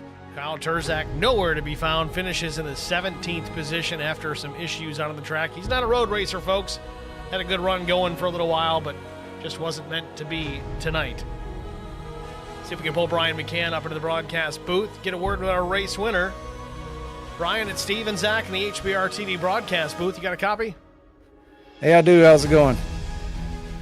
It's going good, Brian. Congratulations. An awesome race win here tonight. Kevin McCann was really the guy to beat here tonight. Dominant performance here, leading a lot of laps, all of them, or most of them for that matter. Walk us through what happened there. It looks like Kevin had somewhat of an issue on the backstretch, possibly in the chicane, had to slow up there on the NASCAR 3 and 4. You take the lead, but you were able to hold him off over a few challenges throughout the course of the last 8 minutes of this race. Tell us what happened there. Well, it's a funny story. So at the beginning, the first 30 minutes, the first stage, he was really quick off the go, and he got up like 8, 9 seconds, whatever. But at the very end, I was reeling him in. I was running faster than he was at the very end. So luckily for me, my talk button on my microphone, my steering wheel went out, so I had to voice open to their Discord. So everything I was saying, even my inner thoughts and whatever, was making it to them. And I was talking a bunch of crap in the radio. So Kevin decides he's going to let me over. He's going to let me by and get around me again, just to show me. I think that was what he was saying in Discord. And so I just got out front and ran like hell. So he couldn't get around me. I was slowing up in the corners so he couldn't get the run off. And yeah, I was putting a full block on there for most of the time. We did see that actually quite a bit after you got by the 33. You were really backing up your entry and then driving out of the corners, especially in both the backstretch and front stretch chicanes. That's really where you excelled on the exit of both of those. We saw that not only with your brother Kevin, but earlier on in the race when battling with some other drivers, but it paid off for you. I know road course racing is something you're certainly good at. Oval seems to be your specialty, but you're certainly no slouch here. What kind of preparation did you put forth this week here to get ready for the Roval, if any? No, I didn't put any in. I don't think Kevin did either. There's typically one thing you do in these cars. We have me and you and Zach, we got to have a lot of experience in these already from the Noble series that we run, road course in these cars. So that helped a whole lot here. If it would have been my first night. Uh-oh, we lost him. Hang on. Kevin was fast. Lost you for a minute there, Brian. Backtrack about 5 seconds and try it again. If that were something. Yeah, just I don't know where I left off at, but good race overall. Kevin was really quick, man. He took off and just went. So I think he had this race, but we battled it out there at the end. Some other people were really there with us too. Mefford had a good showing. Both Meffords actually. I just saw the third and fourth. Yeah, man, good race. Yeah, Chris Mefford started there in that third position and finishes in the third position, so a nice run for him. Brandon Mefford, we talked to him, I think it was yesterday actually, talking about what he felt like getting into tonight. He was certainly not excited considering that it was a road course, but he's probably pretty happy now with a solid top 5 finish. You certainly very happy here with the first race win of the season. Moving into next week, I think we're at Langley Speedway. How do you feel about your chances to go 2 in a row and finally kick this momentum off here? Maybe take over Kyle Turzak with a points lead here by the end of the season. I don't know about that. It's a stretch. Kyle's fast. I've passed him once, and I hold it, close to my chest and remember that one moment. But all those other races, he goes out there and shows us how to do it. So, it's going to be a tall order, but we're definitely going to send it. Well, Brian, congratulations, man. A well-earned race win. I think you kind of did a rope-a-dope with your brother, and you made it work. So congratulations. Thanks, man. Who do you want to thank before we let you go? Shout out to my family, you for doing the broadcast, Zach for hanging out with us tonight, listening to you guys during the race, amazing broadcast. The admins for putting this league on, race control, keeping an eye on us, drivers for showing up every week, and our sponsors, can't forget our sponsors. Thank you. Thanks for talking to us, Brian. Have a good one. We'll see you next week. You too. Brian McCann, your race winner here from Charlotte Motor Speedway at the Roval. See if we can pull Kevin McCann up next and get a word with our runner-up and see if he can corroborate this story. Kevin, it's Steve and Zach in the HBR TV booth. You got us? Yeah, how's it going? Kevin, congratulations, man. A second-place finish. I know you're out here trophy hunting here tonight, but walk us through that pass. I know Brian had one story. I'm not going to tell you what it was. I want to hear your side of it here. A little bit of trouble, it looks like there. Maybe the exit of the backstretch chicane. Your brother gets alongside, gets past you. You really put the pressure on him after the fact, but unable to get back by him. Walk us through what happened there when Brian got past and took the race lead. Yeah, I just started suffering from big head syndrome, and really thought I could get back by him, so I let him by. And yeah, he was doing everything right. He was fast in all the right parts of the track, and he started brake checking me, kind of like entry of the corner, and he was pulling out all the stops, and I just couldn't get back by him. I thought maybe I could do it in 10 minutes, but turns up I just burned up my tires trying, so he earned that one, I guess. We definitely saw you get pretty darn close a couple of times, especially under braking, getting into both chicanes. That seemed to be your fastest part of the racetrack. Able to make a little bit of contact to kind of upset the handling on his car, but still not quite enough to get around. You have to settle for that second place. I know you like these road courses. We haven't seen you much this season, but we're going to see more of you here before we're done with these late model stocks.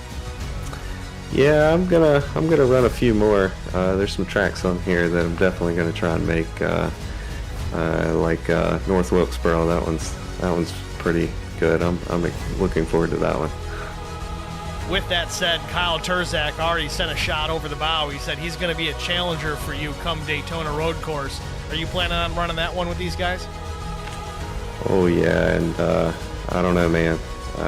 That's my track, so we'll just have to wait and see. But I've probably got, many hours in that, running the Daytona 24 every year, and it's one of my favorite road courses. Whereas the Roval is probably my least favorite, so we'll see. Just out of curiosity, Kevin, how many years do you have on iRacing? Oh gosh, I don't know. 10 plus, I think. Well, Turzak's only got 15 years on this earth, so we'll see what happens. Kevin, congratulations, man. A nice run here tonight. Tough break. You couldn't take it to victory lane. Who do you want to thank before we let you go? Yeah, appreciate you guys doing the broadcast, and the guys put on the league. All right, Kevin, thanks for talking to us, man. Good luck in the next races we see you at. Yep, thank you. Kevin McCann, your runner-up here from the Roval. Now we're going to talk to the 46 of Chris Mefford. Mefford also not running a full schedule this season. It's just not a full-time effort for the 46 by any means, but Chris Mefford bringing it home with a third-place finish here at the Charlotte Roval. Chris, it's Steve and Zach in the booth. You got us? I got you. Chris, congratulations, man. Long time no talk. Congratulations on a third-place finish here at the Charlotte Roval. Again, I know road racing is not really the forte of a lot of you guys out here, which is understandable considering it's an oval league. But walk us through your preparation coming into tonight. Was there any? You looked strong. You qualified third. You finished third. I mean, that's consistency. That is key. Yeah, well, I got up this morning, went to work, and then had some Taco Bell. So Taco Bell usually hits the spot. I wasn't even going to run. Brandon messaged me. I was eating dinner with my wife. He's like, "Hey, get on your race. I suck." I'm like, "Okay, whatever." And I get on here, and I'm no, Brian, Kevin, or Zach, but I enjoy doing them. I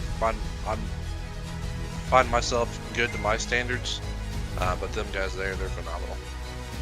Well, you really did have a strong run. Anytime you have a solid qualifying effort with a finish that matches with it, that's a strong night. I know there's some real fast road course guys out here, but if you finish second to two McCanns, you had a strong night, and you've got some talent that I don't think you're even aware you've got. Yeah, those guys are definitely class of the field on a lot of leagues they run. Them guys, they put a lot of time in, and it shows. I mean, those guys are tough. Same with Zach. Whenever I've yet to see Zach lose at Watkins Glen because I know it's his home track, and he pretty much dominates there. So I was on this thing quite a bit, and then I got off just because of work purposes, and then I had to change my graphics card because it was really stuttering quite a bit. So hopefully I get back in here and race a little bit more. So with that said, we've got Langley coming up next week, and then I think a break, and then Slinger. Are we going to see some of these races here in the future before the season's out? We'll see. So I'm trying to get myself back into the racing shape of things. You might not. It's going to be a 50-50 shot. Probably just depends what I really got going on. I did hear that Kyle called out the McCanns for Daytona Road, and I have a substitute driver that he has no idea that he's running yet, right, Zach? Right. But no, dude, it's a fun little league. I mean, you guys ran these late models. It's always been, who's going to be out front quite a bit because they have so much grip, It's just really, you can actually have some good racing with them. So I might be out there, might show my face a little bit. Probably won't talk to you guys, but I think I might be out there a couple times. Well, Chris, we hope to see you out there for sure. Obviously, you run these short tracks very well. I think if you do continue to run this series, we're going to be having some conversations. May not necessarily be for the race win, but you're going to be in the conversation for sure. We'll give you that much 100%. Chris, again, congratulations on a solid top 3 finish here at the Roval. Who do you want to thank before we let you go? Yep, I thank you, Steve, and HBR TV for broadcasting, and Zach for being up for the booth. I know we wasn't Zach Millett fast, but I find myself fast to my standards, and so Brandon had a good run too. Like you see on the track, these McCanns are very, very fast in these road courses. Shout out to Wally and all the admins for putting up with us, all of our sponsors, and all the support. Without them guys, it would be possible. Shout out to my wife for letting me do this, and all my teammates at Charity Motorsports. All right, Chris, good to talk to you, man. Hope to talk to you again in the future. Congratulations again, man. Have a good night. Thanks, I appreciate you too. Chris Mefford, your third place finisher here from the Roval. We talked to these guys, Zach, and they all kind of have the same mindset, and that's, we're not as fast as Zach Millett. We're not as fast as you guys on the road courses, but these guys, they can compete, okay? Don't let anybody fool you out here. They know what they're doing. Brian McCann, obviously. Kevin McCann, obviously. And even though Chris Mefford kind of puts himself down, he's got this figured out. He knows what he's doing at the wheel of a race car, whether it's in the sim or even real life. Brandon Mefford, the same thing. We talked to him yesterday post-race. He was not looking forward to tonight. He started 5th, finished 4th. A strong run for the 83. Yeah, man, and we've seen it tonight. Like, being consistent is way more than more important than being fast. The pace helps here and there, but being consistent, hitting your marks lap after lap, that's what wins races, man. I mean, if you could do that every race, you're going to be up there every time. We talk about guys like Mark Truxell, for instance. He's not always the fastest guy, whether it's a road course or even a super speedway or anywhere else that we go. Mark Truxell, of course, coming in from No Bull, previously the Superior Class Auto Racing Series. Mark Truxell has got wins over in SCAR. There was legitimate NASCAR drivers in that series. He's got the ability, and the biggest part of his craft is, like you said, Zach, it's consistency. It's taking care of the car, being around at the end of these things. That's the number one thing. If anybody's watched Days of Thunder, what is the one thing you absolutely have to do to win a race? Drive through the smoke. You got to finish the race. Right? Mark Truxell does that on a regular basis. He's always finishing these races, and that puts you in contention for a win. And a lot of times at these road courses, if you're just an oval guy and I hate road courses, just take care of the car. Run every lap, keep it out of the grass. You'll have a good run almost every time. Yeah, and that's Truxell for you. I mean, his car is perfect after every single race. It's incredible. We saw that again out of both Meffords tonight. Brian McCann, Kevin McCann. Honestly, they didn't have a perfect night. Brian, of course, we saw him catch a piece of the outside wall a time or two. I don't know if Kevin got the fence or not, but he definitely burned up his stuff there late trying to get around his brother. So it's all about taking care of your stuff. It really is what did it for Brian McCann here tonight. He also got a little lucky with somebody being cute on the backstretch. Yeah, that was a fantastic finish. Well, with that, let's take a look at our race results. Of course, we talked to Brian, Kevin, and Chris. 4th place finisher was Brandon Mefford. 5th went to Josh Funkhauser. Good run for the 81. Timmy Schofield was 6th. A great run for the 12 as well. Brent Butler was 7th. Mike Cook was 8th. Jarrett Wiedner finished in the 9th spot. Garrett Johnston 10th. Again, Garrett having an issue. I must have got it fixed because he came back out on the racetrack, still salvaged the top 10. Doug Wysocki was 11th. The 9 of Adam Benefiel was 12th. Chris Wally finishes 13th. Nuke Quick was 14th. Larry Bruner 15th. Josh Stewart finished in the 16th spot. Tough run tonight for Kyle Turzak. Out of this one early, finishes 17th, 9 laps down. And Zachary Kleek finished in the 18th position, 36 laps down. Final finisher tonight was the number 84 of Matt Kopp. He was 46 laps down. Thank you guys all for tuning in here tonight. If you haven't already, click the thumbs up in the stream. Help us out with that. Click that like button. It helps us more than you realize. It's free to do. It helps us here at the channel. Both channels. Do it here at HBR TV and IROC TV. Help us both. I know we dual stream this particular league, and that's totally fine. help us out with that. It does make a big difference. It pushes the videos out to wider audiences, some guys that may or may not necessarily watch the race or know about it for that matter, or say, hey, I've never heard of IROC. I want to go race with those guys. So it kind of works across the board for not only us here at the channel, but also the league itself. Check us out also, hbrtv1.com. Click the live tab for today's broadcast. As long as you're clicking, I would say anytime after 3 or 4 o'clock in the afternoon, race day, that link should be active with the most recent upcoming link for the race. I'm not perfect though. Sometimes I screw that up and I forget to post it. So in case that happens, just, you've been warned. Zach, thanks for joining us here in the booth here tonight. It was 10 times the broadcast with somebody else up here with me. It certainly makes those caution laps easier to take. Obviously, we only had to deal with the stage cautions here tonight. No major incidents to speak of. So a very clean race, really. I think everybody, for the most part, made it to the checkered flag. Granted, laps down, but I don't know. What was your take on it tonight, Zach? And it's just an incredible race. You know, it really is a pleasure watching these IROC guys run around these places. I mean, every track they go to, it's always, you know, super clean race, tight racing. It's always a great finish. I mean, if I'm not working, Steve, I'm more than happy to jump up in the booth and watch these races. It's a great group of guys. Well, we're certainly welcome to have you here any chance you're available, Zach. We do appreciate that. And if those of you want to watch Zach Millett try to win another race here coming up March the 6th. It'll be at New Hampshire Motor Speedway, the Num Thumbs Racing League, the AMCO Transmissions Late Model Stock Tour here at HBR TV. We'll be live there. I think about 8:10 p.m. is the green flag or qualifying. If you just tune in by 8 o'clock, we'll call it good. And then Thursday, we've got the Lone Star Racing, also AMCO Transmissions Cup Series. That's going to be at Pocono Raceway. Zach Millett going to be taking part in that as well. 75 laps to call that one as well. That's going to wrap it up for us here. Again, tune in next week here for Langley Speedway here in the IROC Challenge Series. Kicking off here about 9 p.m. in the East at HBR TV. Thanks for watching, everybody. I'm Steve Singer for Zach Millett, congratulating Brian McCann on a race win here at the Charlotte Roval. Thanks for watching, everybody. Have a good night.